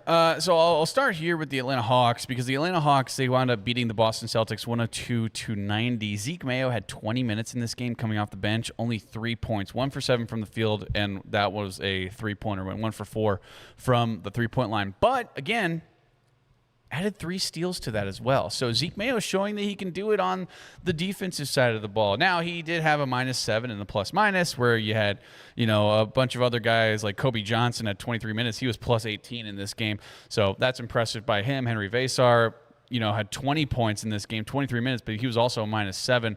But it's good to see Zeke Mayo getting a little bit of run here. So, you obviously do like to see that out of Zeke Mayo. You did have Trey White obviously playing for the Miami Heat, but he did not play against the Cleveland Cavaliers in a 73-90 loss. Probably just, getting some more guys, some more run for that as well. Caleb Wilson had 19 points against the Utah Jazz. So, interesting stuff there. Darren Peterson for the Jazz. I'm trying to find it. He did not play. Yeah, it's interesting. I was just looking at that because he's not even on the DNP roster. Yeah. Very strange. So I don't know. I'm Googling if there's anything that's popped up, but Caleb Wilson, by the way, I mean, he had 35 points in his Summer League debut. Yeah, Wilson's been the big story. Is this going to be one of those draft classes where you look back and talk about it like you do the 2003 or the 1996 absolutely it will be draft? I mean, Wilson, because I've been high on him, man, and you have been. Cardinal or Carolina fans are not happy with how that ended, and I don't think they're as salty as Louisville fans are about Michael Brown and that whole injury situation. It's not his fault. Yeah, back to back for the Jazz. Peterson didn't play. I think he'll play moving forward in the Summer League, but understandable. They're not going to play everybody. And DeJuan Harris did have 2 minutes for the Minnesota Timberwolves. Yeah, so important to know. Shout out on that front for Wando. It's a cool experience for all of them, and hopefully they'll continue to get some action in the professional ranks, be it overseas or otherwise. Warriors play tonight. Yep. Would love to see KJ get out there. Love to see KJ get out there. That's the only KU guy, I believe, who's going to be playing tonight. In terms of Wednesday, you get the Timberwolves. Again, Pelicans play against the Cavs, so maybe we'll see Melvin Council as well as Hunter Dickinson out there too. And then the Jazz play against the Spurs on Wednesday too. So going to be keeping an eye on all this Summer League stuff. But yeah, I mean, it still is really fun to see all these guys. And, I guess, I don't know. Do you think who's the most likely person, Darren aside, who's the most likely person to make a roster out of the Summer League? Because for me, right away, it's Trey White. Yep. No doubt in my mind. I think Hunter Dickinson's already on a two-way. So Hunter Dickinson's already kind of on the roster for the Pelicans. Melvin Council's been playing his butt off, and he's been okay. Zeke Mayo's been okay. Zeke Mayo has a lot of points per minute. But Trey White has really impressed for the Miami Heat. Yeah, he has. And they did sign Tim Hardaway. I know we've talked about that a lot because they traded a lot of their wings, notably Hero and Jaquez, the law firm, to the Milwaukee Bucks. So theoretically, they have an opening, but what we've seen is Trey White, more so than the other guys, I think this would be fair to say, can impact the game in other ways because he's such a good rebounder at his size. We talk about Josh Hart a lot. That's not a perfect comp because Josh Hart isn't a as good of a shooter as Trey White. He's 6'4", too. Trey White's like 6'6". In terms of attacking the glass and rebounding well for his size, Trey White definitely is in that same category. Defensively needs to make some strides. There's no doubt about that. But yeah, hitting threes, and he's shown some ability to fill up the box score in other ways with steals and blocks. So I really hope he makes the team because he's a guy who bounced around college, as we know, but we know he's a talented guy. And again, if he can continue to shoot well, then that's going to be great, especially because we do see an opening there on that roster, even though the Heat recently signed Hardaway, and kind of what he does is hit threes. Hey, we've got a big event coming up on Saturday brought to us by our partners, The Good Game. Tell us a little bit about The Good Game, because you're going to be over at the indoor football facility. Cool event that they're hosting for kids and community. Yeah, it absolutely is. It's the Meet the Team Tour. KU football is going to be out there. Really exciting stuff. They are going to be out there. Let's see. That's going to be, this Saturday, July 18th. Where you can sign up at the Good Game /KU Athletics, where you can essentially sign up your kid and they can get lessons from these KU athletes. Yeah. I mean, this is a really cool thing. I'm going to be out there covering this, going to be getting as much content as possible, but shout out to Zarif Hawk, who runs the Good Game, friend of Kansas Nation, friend of Union Broadcasting. So this is going to be a really cool thing. Be sure to sign up. Go to thegoodgame.com/KU Athletics. You can find it on their website, The Good Game. And I posted about it a couple days ago. I'm going to post about it again either today or tomorrow, just so you can have that link to be able to sign up your kid to get some training and go out and meet the team. That's what this is all about, the Meet the Team Tour by The Good Game. Yeah, Zarif Hawk, awesome dude. We had him here at Kansas Nation a few months back. And again, they had one of these events with KU baseball back in Hoagland Ballpark that I had the opportunity to attend a couple months ago. But yeah, really cool lessons. And it's a kid's dream. Baseball, playing catch with some of your heroes at KU baseball and getting a chance to do similar stuff with KU football. That's coming up on Saturday. And then, of course, we'll have coverage of the basketball tournament. 2 out of 3. The first KU K-State game is Tuesday night at Bramlage Coliseum in Manhattan. Stay tuned to Kansas Nation, because hopefully we're going to have some exclusive coverage, not only on Rock Chalk Sports, but on our socials as well for the basketball tournament. And, if we hear any news, additional guys added to the roster, we'll let you know on that front too. All right, after this, it's a Top 10 Tuesday with Dan Courtwright. First, I want to tell you about Meritrust. Meritrust is the financial well-being partner of Kansas Athletics. They're a team that actually knows your name, and when you're ready to improve your financial game plan, they are ready. Meritrust Credit Union, like I said, the official financial well-being partner of KU Athletics. To learn more, go to meritrust.org. Meritrust.org, federally insured by the NCUA. More coming up with the Top 10 Tuesday. ESPN Kansas City, kansasnation.com. Hey, this is Sasha Khan, and you're watching kansasnation.com. This is SSJ. Winter in Kansas City doesn't mean your lawn takes a break. It means smart homeowners get a head start. Let David and his crew from Custom Lawn and Landscape prepare your yard for a greener, healthier spring with winter fertilization, soil conditioning, and pre-emergent treatments that stop weeds before they start. Because when the snow melts, you don't want to start fixing your lawn. You want to already be winning. Trust Custom Lawn and Landscape, treating your yard now so it looks incredible later. Visit CustomLawn.com to schedule your winter services today.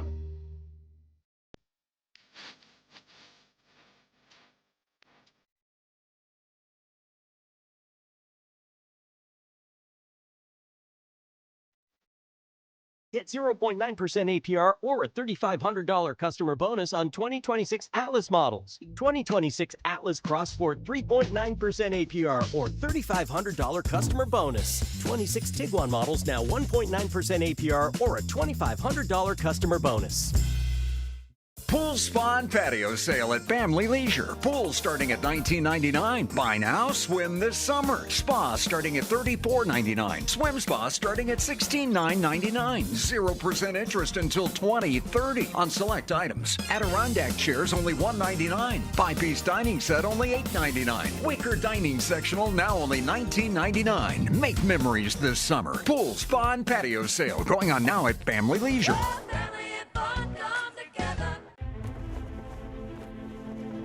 Together, we're elevating our potential, our pride, our traditions, and our dreams. Together, we're opening up a whole new world of possibilities. Elevate your University of Kansas experience with Jayhawk checking from Central Bank. Central Bank and KU, elevating together.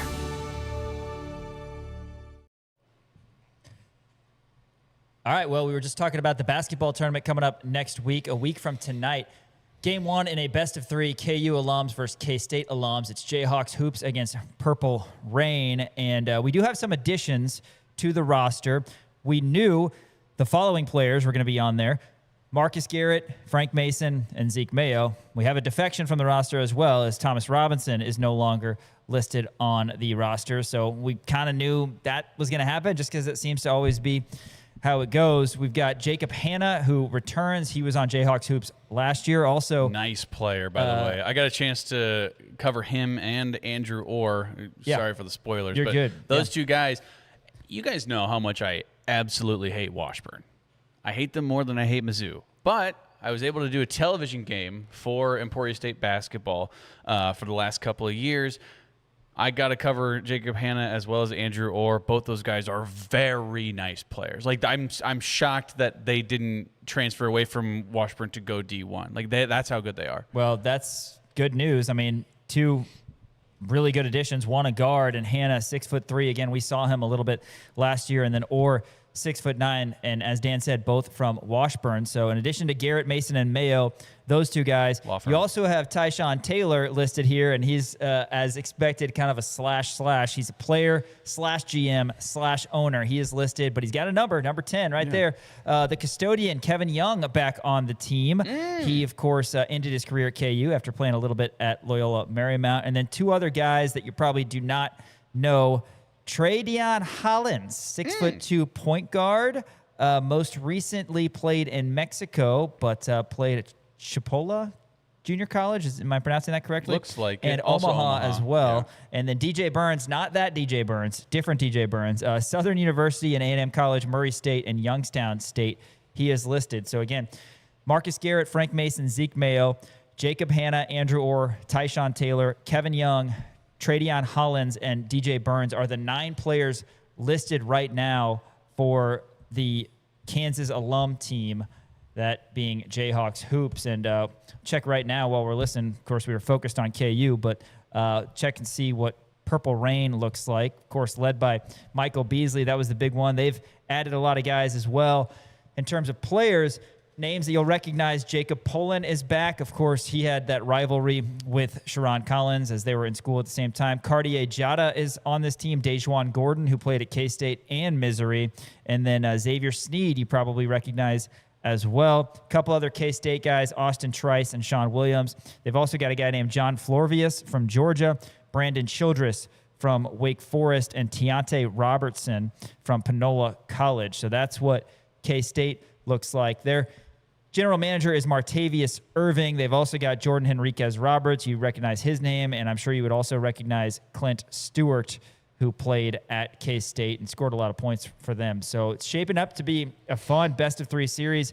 Dan's going to be out there in Manhattan Tuesday, and then Elite Arena on Wednesday. That'll be KU's quasi-home game in Topeka for Game 2 of the best-of-3 against Purple Rain. All right, let's get into this Top 10 Tuesday, Dan. Yeah. I'm itching to know how I'm going to fill my time this week. Yeah. If you are wondering what you're going to do without any sports on your television or any sporting events you can go to, I have compiled a list of different things that you can get into. So this is my top 10 things to do when there's no sports on. Thursday, we might do a birthday-related draft. Is that all right with you? Okay. Because tomorrow is my birthday. But in honor of Ted Owens, we could do in honor of Ted Owens, we can do a birthday-related birthday-related draft as well. I got to think of something birthday-related. If you have any ideas, shoot me a DM or a text or something. All right, my top 10 things to do when there are no sports on, starting with number 10. Number 10 on my top 10 things to do when there are no sports on: housework. So I've been doing this. Fun. I did this on Sunday. There was really nothing going on Sunday. You had a couple of you had a couple of World Cup games, right? on Sunday. No World Cup games on. No cup checks on Sunday. No cup checks on Sunday, but you did have a little bit of baseball to close out. Yeah, you had some baseball to close it out. But Sunday, I mean, there was nothing for me to do, and so I wound up trying to fix my mower, and then I just wound up hanging like 10 pictures in my house just because I was like, I need something to do. I couldn't sit around. That's not bad. You know, I threw on the news for a little bit, but then I was like, I'm getting a little fidgety, so I hung a towel rack in my bathroom. Then I hung up some pictures, and then That's productive. and then I tried to fix my lawnmower. So and I also Successfully or no? Successfully, and then I also no, not successfully on the lawnmower. The lawnmower. So my lovely wife, Piper, she said, and I quote, "I swear I thought you could run over rocks." So, with the lawnmower. This was not just... You can, but probably just the one time. Yeah, and so this happened twice. No, the first time, it completely bent the blade at like a 90-degree angle. So I went and I replaced the blade, got a new one, and she ran over the same rock. And this isn't gravel we're talking about. We're talking, this is a big piece of limestone. It's like, lining our garden in our front yard. Ran it over, and it completely shifted the blade backwards, and now the bolt is cutting into the blade, and there's two prongs that come down. Those prongs have completely disappeared. So now you have two prongs pressing down on the blade and then the bolt coming up against the blade. I have tried everything. I tried a sledgehammer. I tried, like putting the ratchet on and then like kicking it. That is not coming off. And our mower might be out of commission now, which sucks because my mother just got it for me as a wedding gift. Ooh, it is a brand new Piper have mower. To say about that? She says, "I'm very sorry." Okay.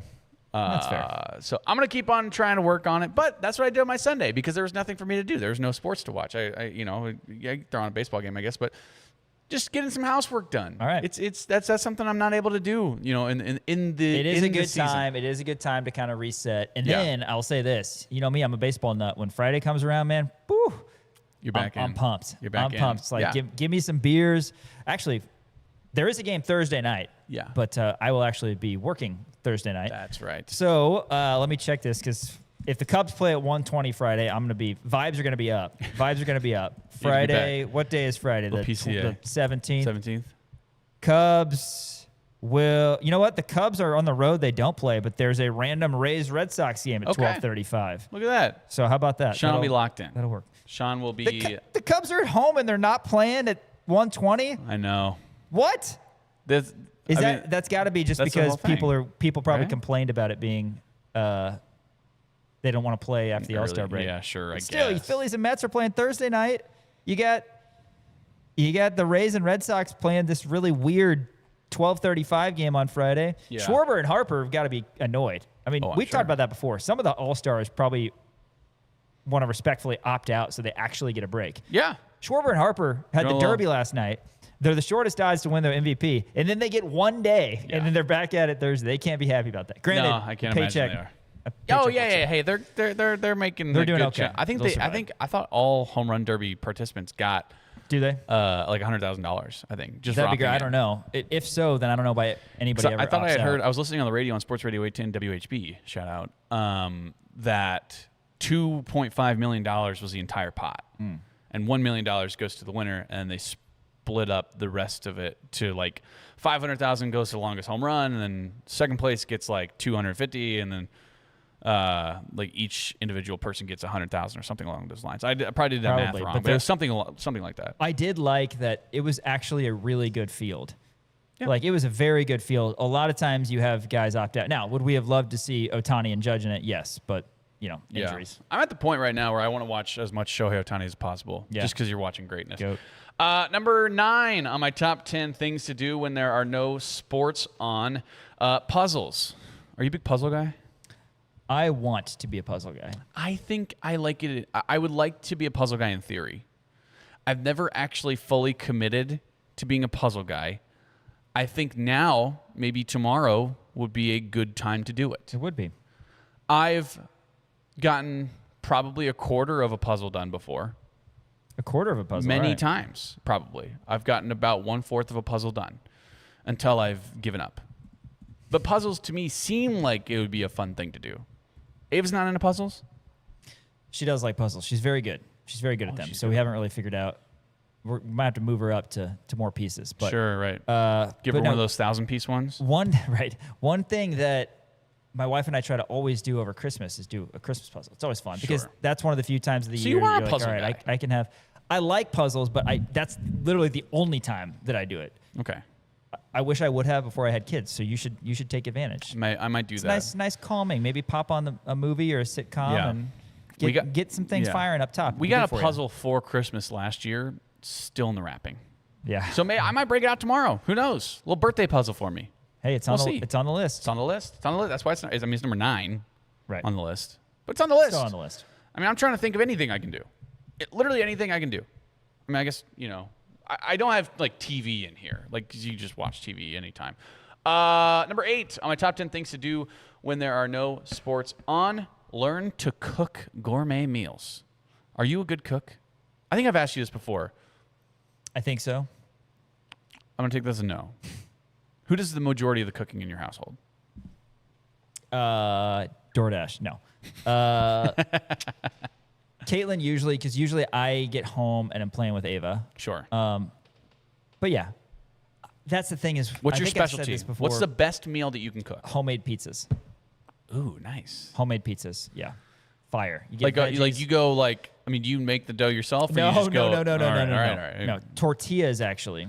Little ghetto 'cause I've pizzas. I used to make those in college all the time. Yeah, but we spruce them up a little bit. You get the seasoning on there, and I've tried with legitimate like store-bought pizza crust, and it doesn't cook as good. But this is like a delicious thin crust pizza. You get your veggies, you get whatever meats you want. Yeah, I know exactly how to cook them in the oven. They come out perfect. Okay. Caitlin likes to do a lot of like sheet pan veggies and like chicken sausage or stuff like that. That's good. It's you feel good after Healthy eating stuff, it because right. it's healthy and yeah. How about you? I mean, I'm up there. Like pizzas, I'm really good at making pizzas. So I actually made the best pizza in Topeka one year. Really? It was voted on. Well, my restaurant did.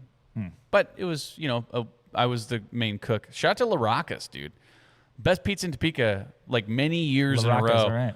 I moved back home for a summer while I was in college, and I worked at a pizza place called La Rocca's, and it was voted best pizza in Topeka by the Topeka Capital Journal. Sweet. Shout out to Jordan Gusky. I'm nice at making pizzas. I'm really good at making any kind of pasta dish, really. I can make maybe the best sandwich you've ever had before. I have a special slaw that I can make. You have told me that. I would love for you to make one for me because I'm a huge sandwich red guy. wine vinegar absolutely. is the key to the slaw. Absolutely. It's mayonnaise, red wine vinegar, lettuce, pepperoncinis, a little salt and pepper. Mix that thing up. Talk about it's like a Scooby-Doo sandwich, man. It's so good. It's so good. I look forward to it. But I'm going to maybe branch out tomorrow and figure it out. Number 7 on my top 10 things to do when there are no sports going on. Learn how to play Dungeons and Dragons. Oh, my God, man. I'm trying to think of any way to burn time, and that, to me, from what I have heard, is a time burner. Have you ever dabbled? No. I have a buddy who has. Yeah, I don't know. I have a buddy who has, and he said it's Which buddy? definitely... Is it somebody I know? No, you wouldn't. Oh, okay. No, his name is Joe. Does Calvin play? No. He's not. Does Brian play? No. Well, I think he's tried. Yeah. I think in terms of like burning time, like killing time. I don't even know the rules. Neither do I. I don't know anything about it. I think my dad used to play. I mean, I would believe that. Yeah. I think he has before, like a few times. Yeah. No, seems But overwhelming it's just for me. a classic time burner. You know what I mean? Like you could play like Sorry or Monopoly or something like that. But like Dungeons and Dragons, like that can go on for weeks. I You know love what I mean? Monopoly. I don't like it. I know. I'm a big Monopoly I do not guy. like Monopoly. The board game Monopoly is a bad board game. If you say that's crazy, I know you're lying to me. You like Monopoly in theory. I do like. Then Monopoly. when you go and you actually play Monopoly, you hate it. I love it, man. That cannot be I love true. It. I'm a big fan. I love the strategy. Stupid game. What am I at? 6? Number 6 on my think top so. 10 things to do when there are no sports on. I'm gonna go with gardening. I've been getting into gardening lately. Really? Yes. But I've been Now getting you into don't gardening have a lately. lawnmower, which sucks. Do you need to borrow my mower, by the way? You Maybe. might I have a neighbor who's letting me borrow their lawnmower right now. But your neighbors are great people. You've got a great selection. Well, yeah, of neighbors. yes. 99% of my neighbors are fantastic, but the ones that live directly west from me are kind of not great people. I'm not using their lawnmower, by the way. But anyway, I said I've been getting into gardening, which means my wife has been getting into gardening, and I've been doing all the digging. The digging, yes. Which is the worst part of gardening. But eventually you'll be doing the eating, right? What are you guys growing? So it's not that kind of gardening. Oh. I'm talking like flowers.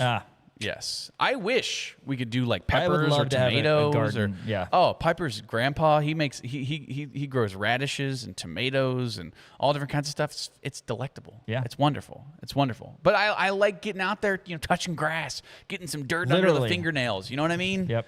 Getting that dirt under, it feels good, you know what I mean? What was number 8? So 10 was housework, 9 was puzzles. 8 was Dungeons and Dragons. See, that was 7. I think you missed one. Did I? Yeah. Oh, cooking. Okay. Learn how to cook gourmet meals. Okay, learn how to cooking. But I will say, when Dan does this, he does not number them. No, I don't. He literally will make a list of like 20, and then he'll decide on the fly, and then he'll either forget things or... Yeah. I mean, that's the main thing. I'm picking like the Royals do. Or he'll have no idea where he's at. Yeah, I'm picking like the Royals. Yeah, that's just rude. kind of by the That's seat of my rude. pants. Number, what was that 6? That was 6. All right, number 5 on my top 10 things to do when there are no sports on. Learn how to play an instrument. Yeah. You're gonna do that in 3 days? Yeah. Or one day? I can play instruments. You don't think I'm musically inclined? I actually, by the way, I got the perfect one for you. Triangle. Yeah, I can play a triangle, dude. Okay, I was first chair trumpet for 2 years in high school. I thought you were a tromboner. I was trumpet. Okay. I was a trumpeteer. Oh man. First chair, I actually won most outstanding musician my senior year in the whole high school. But that's something that you're very humble about. I'm very humble about it. I'm actually it's ping pong where you are mid and I'm not whistling, mid. which I hope to never know. I'm very good at whistling, and I'm not humble about it. And I'm very humble about most things. And, I would say I'm probably the most humble person I know. I don't think anybody in the world is as humble as I am. You are incredibly humble. I am you very are incredibly I am humble, so and you will be humble. the first to say it. I will tell everybody how humble I am. Yes. Everybody needs to know how There is humble a- I am. there is a I'm a 2-minute very good instrument player. I was so good at trumpet. I can tinkle the ivory a little bit. Is that right? Am I using that right? Tinkle the ivory? No, that doesn't sound right. Tinker the ivory. Again. Tinkle. I don't know Yeah, why. tinkling the ivory. I can play a little piano. I thought this whole time I thought you were a tromboner. No, All right, I was no, there's I can play the ukulele. I played the ukulele when my sister walked down the aisle. This is true. 39-second YouTube video on how to play the triangle. Triangle 101, a beginner's guide to playing. How long is it? 8 minutes and percussive 39 seconds? Wonder, yeah. What is the I don't know, other so far 8 minutes and 37 seconds? The guy's just banging the triangle with a Sure. thing. I believe that. Anyway, all right, number 4. I played the ukulele when my sister walked down the aisle. That's cute. And it was, And then you married her. hallelujah. Yeah, and then I married my sister. Yes, I did. And her husband. I performed the wedding. Shout out to Dalton Can you and, play Kayla, by Can the you way. play any? Have you ever been able to play any instrument? I took like 3 piano lessons at one point. Okay, so you tinkle on the ivory. Yes. Okay. We'll go with that. Are you sure tinkle is the right word? Am I wrong about this? Tickle. I don't think tickle the ivory. It's not tinkle. I don't think I tinkle on the ivory. That's crazy. What is number 4 on this? I don't know. I'm going to do some more information. I'm going to do some more research on this, and then I'll keep you up to breast on how it's said. Number 5. What was the wordy? What was the quote unquote This is wordies falling the other apart. day? Sizeability. This is falling off the rails He's right now. got really good sizeability. Yeah. This is falling off the rails right now. I said androgynous the other day. Oh man. All right. This is falling off the rails. Number 4 on my top 10 things to do when there are no sports on. I'm going to go with fishing. That's a great choice. Just go fishing. I love fishing. Do you I have always any forget. tackle or a rod and reel? No. Makes it tough. Yeah. I guess also you don't could have get a stick. fishing license. Yeah, you could get a stick and some line and a hook. That would be a good start. That'd be good. It's a bait. How many fish do you think you caught on your week-long trip to Canada? Upwards of 100. That's crazy. It's great. And I was not even the most successful That's of actually them all insane. by any stretch. Every time, by the way, this is a true fact. Because I don't go fishing very often. I've probably been like fishing in my life 25 times. Yeah. I've caught a fish every single time I've gone fishing. That's great. Every single time it's I've not caught a guarantee. a fish. I know. Where do you fish? When you fished in the past, where do you fish? So I used to go, maybe, I don't know. I used to go a little bit in college. We used to go to Lake Melbourne, which is near Emporia. I've bounced around a few different places kind of around Emporia. There's a place out by Carbondale Lake, where I would go sometimes. Last time I went out on Piper's parents' land, caught a couple. Caught a little bluegill. So it's nice. Bluegill are cute. They're adorable. I've never not caught a fish. So what do you use if you don't have a rod and reel? Your dad has one? Oh, I'll just borrow others. Okay. Other people's. Or I'll just use my hands. Maybe I'll carve a spear. What bait have you used? I don't know. Night crawlers? Worms? Minnows. Yeah, night crawlers work for me. Yeah. I've used minnows. And then just the little rubber guys. I'm excited to take Ava fishing at the Ozarks. Yeah. Has she been before? Little pink pole. No, but in the bathtub with her pretend. Oh, she's going to hate the fish. Oh. She's going to hate. Oh, my God, absolutely. You're going to bring that fish up to her and she's going to. No, she's going to freak out. She's going to run away. Yeah. So I said I've never not caught a fish. I've also never successfully unhooked a fish before. Interesting. I don't like getting my hands in their mouths. No, you did. You get used to it. It's great. I was actually upset when I got back from Canada that my hands weren't more torn apart. I was like, I expected my hands to be bloody and gashed and didn't catch enough fish. Certainly not enough scar, fighters. battle scar, battle wound. Yeah, whatever it's called. That's fair. All right, number 3 on my top 10 things to do when there are. God, I keep on saying that. When there are no sports on. Yoga. Have you ever done yoga? I have. Does Cody teach it over at the? Maybe he rec does. center? We actually used to do yoga when we played football. It would be like a weird spring thing, and it'd be maybe once or twice every year, where we'd go out on the field. It'd be pretty hot, but then we would have a yoga instructor, and the whole entire football team would do yoga, and that was one of the hardest things I've done. It is, dude. It's very difficult. hard. Yeah. But I think I could get into it. So Caitlin and I did P90X for a while, and they have really yoga? tough. No, they have yoga videos, but it's workout videos basically, and they have really tough ones like plyometrics, is constant jumping. P90X, isn't that like a VHS? How old are you? No, it's. I think you can get a subscription. We definitely use DVDs though. Let me check. P90X. That's still DVDs is still dating you. It's 50 cents. You have a DVD player. 50 cents a day. PS4. PS4. Okay. DVDs burned right in the PS4. Anyway, so yes, they have really difficult ones that get you really sweaty and get a good workout in because you've got plyometrics where you're constantly jumping and all that sort of stuff. And then you have Kempo, which is like karate. You can do all that. The most difficult ones were yoga. Yeah. It's tough, man. I cannot hold this pose. It is tough. Yeah, I agree. It's very hard. It is something that'd be good to get into. I agree. I absolutely agree. All right, number 2 on my top 10 things to do when there is no sports going on. Just stare at a wall. Great choice. Yeah, I'll just do that sometimes. Just, that's all I can do. That's all you can do. Watch paint dry.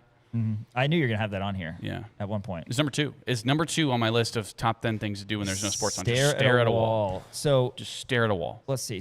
When does NFL fall camp report dates? Oh my God. For some teams, it is literally the end of this month. I mean, that makes sense because the Cardinals and they literally have a game. Training camps. Okay, so the Cardinals is July 22nd. The Panthers is July 21st. Okay. That's great. July 24th for the rookies for the Chiefs and July 28th for the veterans for the Chiefs. So it's coming up, man. It's coming up. And then fall camp for Jayhawk football. So you're just going to catch me staring at a wall until then. Good. That's what I'm going to do. Just don't talk. Number 1. On my top 10 things to do when there are no sports going on, watch 2017 Frank Mason highlights. There it is. Usually you say 2016, 2017. So you're just going to ignore the game winner against Duke that happened in November? Against Duke. They're lumped together. It's 16 and 17. We got a chance Naismith to Player of the Year. Hear from Frank Mason. That's right. I had to have some honorable mentions. I liked this one a lot. Just reading up on fantasy football mock drafts. Yeah. Just doing a little bit of research. You know what I mean? Get on yahoosports.com. Maybe Christian McCaffrey's not going 1 overall this year. I think it's good to get. Jahmyr Gibbs, I think, is supposed to go number 1, isn't he? Yeah, I know. Okay. But I don't know that. But I'm saying, like, is that right? It's good to Gibbs, McCaffrey. It's good to get ahead of the curve on that because I'm in a very competitive fantasy football league, and so I need to do a little bit of reading, and so I probably am going to do that. Have you ever won it? Huh? Have you ever won it? Not this particular league. No. Damn. I know. It was really, really unfortunate for me. But also, like, just reading up on some college football teams, like we have been doing, which we're actually going to be previewing West Virginia in this hour. We are. Next segment to close out the show, actually. For what it's worth. Do I have any other honorable mentions? Gibbs projected to go number 1. Oh, vacation. Bijan 2. Vacation would be great. This would be a great week to be on vacation. It would be a great week to be on vacation. I don't know why. Yeah, I probably should have put that in there. You and I both timed that wrong. You did early June and late September. I did June and July. Yeah. For our vacations this year. Yeah, I timed it very wrong. But I wouldn't, like, this week, like, if you were to leave me on this week, I would kill you. Brutal. I would actually kill you. No, this is a 2-man show type week. Yeah, for sure. This is, we're bringing you the best content that we can. Yes. Thankfully, next week when I'm out, you've got the basketball tournament going on. And also, when you're gone in September, that's football season, baby. Yeah, it's true. I mean, it's bye week, but still, you get a lot of stuff. It is a bye week, but you know what? Other teams play. That's true. Other teams play, and the Kansas City Chiefs play. I'll be excited to hear your breakdown of Maction on Wednesdays. Oh, that'll be so much fun. Don't tempt me with a good time, man. I'm absolutely in. That's Dan's top 10 things to do this week with no sports on. Thanks for hanging in here on Rock Chalk Sports. Hey, spring and summer are made for backyard fun. Right now, when you sign up for the season at Custom Lawn and Landscape, your first application is absolutely free. First application is free. So if you've got kids or pets running outside, getting bothered by fleas, ticks, and chiggers, make sure you take advantage of Custom Lawn and Landscape's insect control program. It's a simple way to take back your backyard this spring and summer. Visit CustomLawn.com to schedule your free first application with a seasonal insect control program. Custom Lawn and Landscape, helping you love your lawn without the bugs. After this, to close down RCS today, we're taking a look at West Virginia, ESPN Kansas City, KansasNation.com. What's up, everybody? Dan Peterson. Everybody go check out KansasNation.com. Pool Spa and Patio Sale at Family Leisure. Pool starting at $19.99. Buy now, swim this summer. Spa starting at $34.99. Swim spa starting at $16,999. 0% interest until 2030 on select items. Adirondack chairs only $199. 5-piece dining set only $8.99. Wicker dining sectional now only $19.99. Make memories this summer. Pool Spa and Patio Sale going on now at Family Leisure.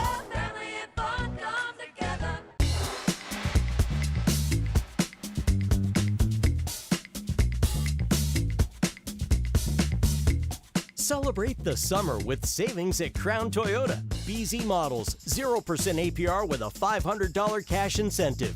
RAV4 models, 4.99% APR. 2026 Toyota Tacoma, 3.99% APR. Get into a 2026 Tundra for 2.99% APR. Together, we're elevating our potential, our pride, our traditions, and our dreams. Together, we're opening up a whole new world of possibilities. Elevate your University of Kansas experience with Jayhawk checking from Central Bank. Central Bank and KU, elevating together. This is SSJ. Winter in Kansas City doesn't mean your lawn takes a break. It means smart homeowners get a head start. Let David and his crew from Custom Lawn and Landscape prepare your yard for a greener, healthier spring with winter fertilization, soil conditioning, and pre-emergent treatments that stop weeds before they start. Because when the snow melts, you don't want to start fixing your lawn. You want to already be winning. Trust Custom Lawn and Landscape, treating your yard now so it looks incredible later. Visit CustomLawn.com to schedule your winter services today.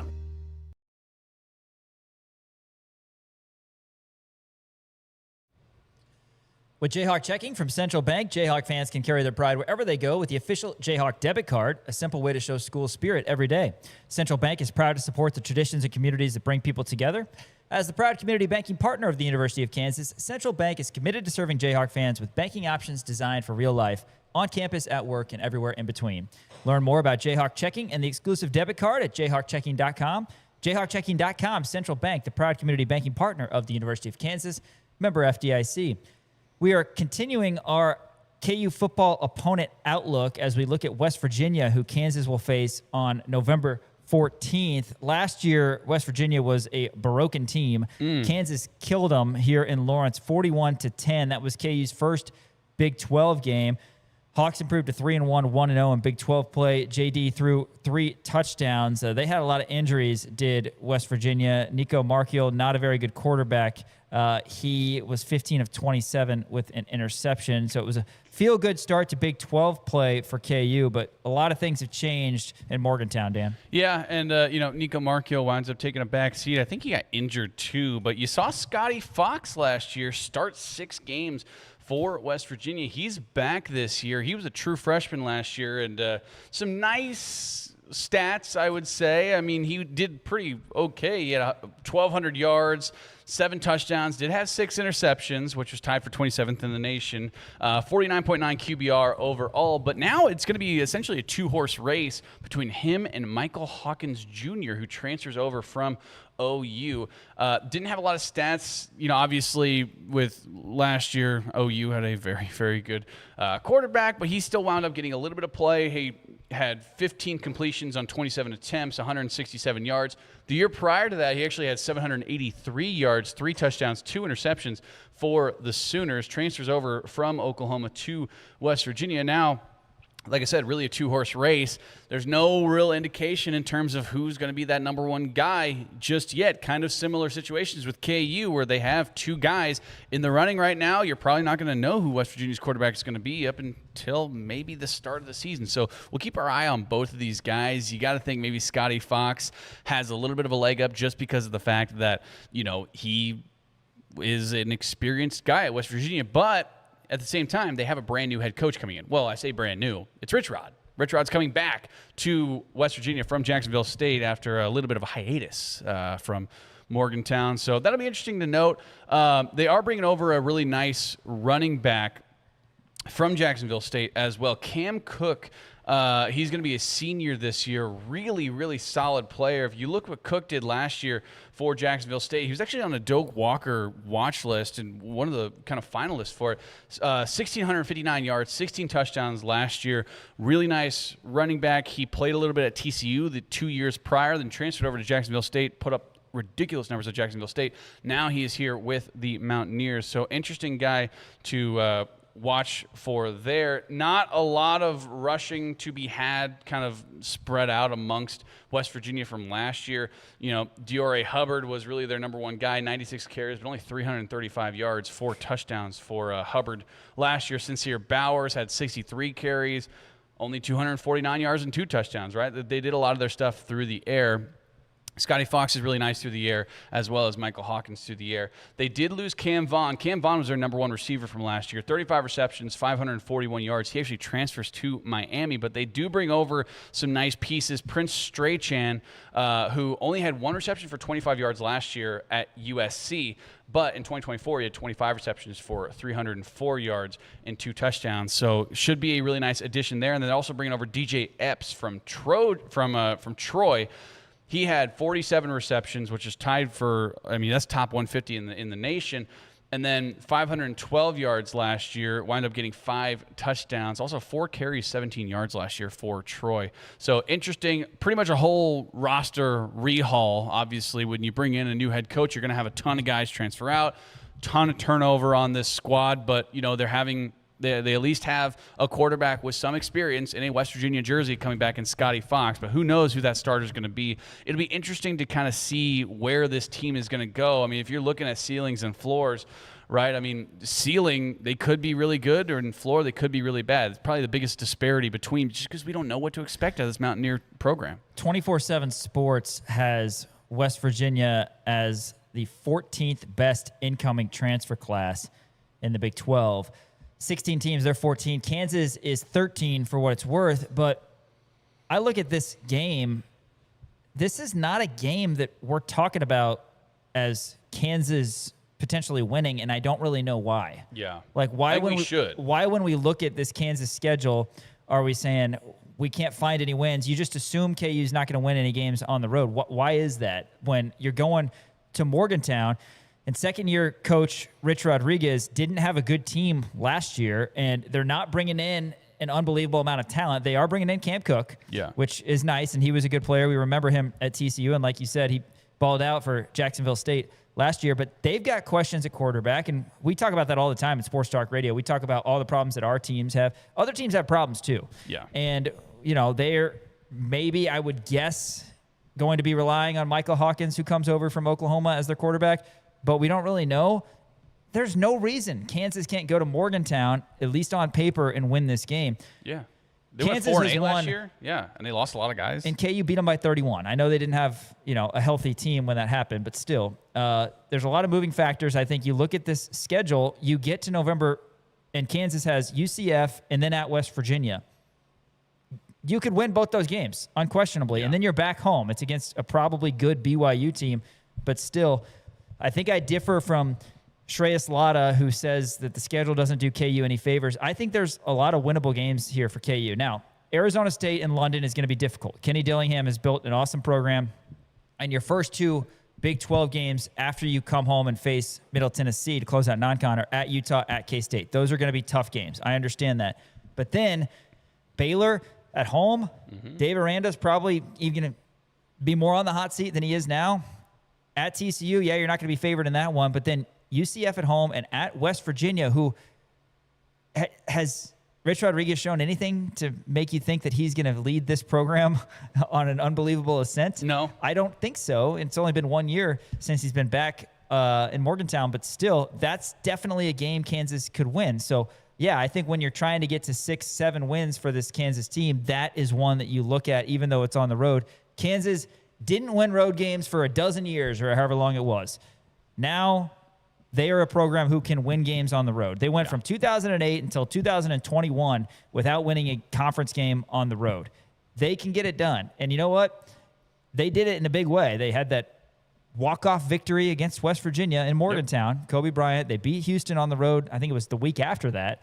So a lot of good memories on the road. They beat Texas on the road later that year. They can win games on the road. There's no reason that KU fans should look at this WVU game in Morgantown and think that's going to be a loss, in my opinion. Yeah, I 100% agree, right? And even if you look at the schedule in and of itself, right? I mean, if you're coming off of, going essentially 2-1, that's what I'm going to be hoping for in the 3 games leading up to West Virginia, because you beat Baylor, you could lose to TCU, and then you beat UCF at home. You have a nice little thing going on right there. If you're able to beat UCF at home, you go out to Morgantown with a little bit of momentum, and West Virginia is still figuring their stuff out.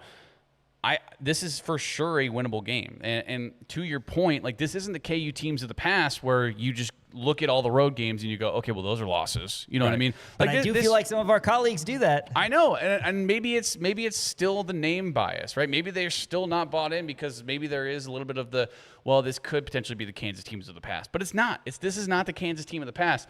I think Kansas can go into Morgantown and whoop up on West Virginia because they did it. They did it last year in Lawrence. I understand that, but they still beat them by 31 points, right?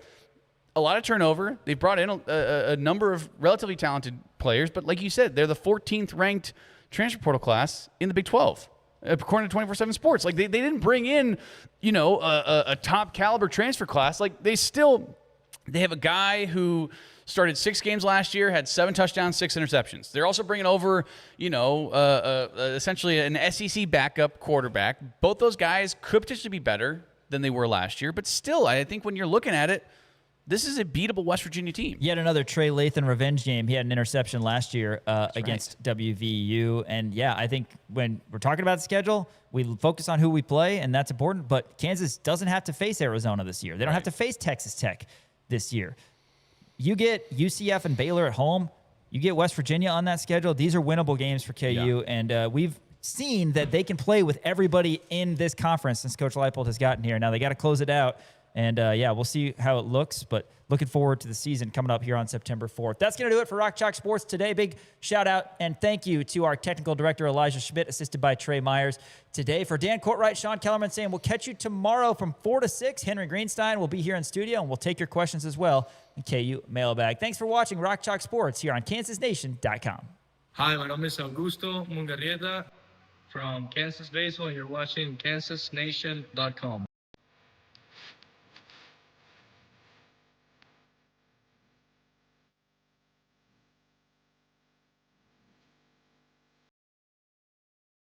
Get 0.9% APR or a $3,500 customer bonus on 2026 Atlas models. 2026 Atlas Crossport 3.9% APR or $3,500 customer bonus. 26 Tiguan models now 1.9% APR or a $2,500 customer bonus. At the heart of a city lies the restless, the visionaries, the bold.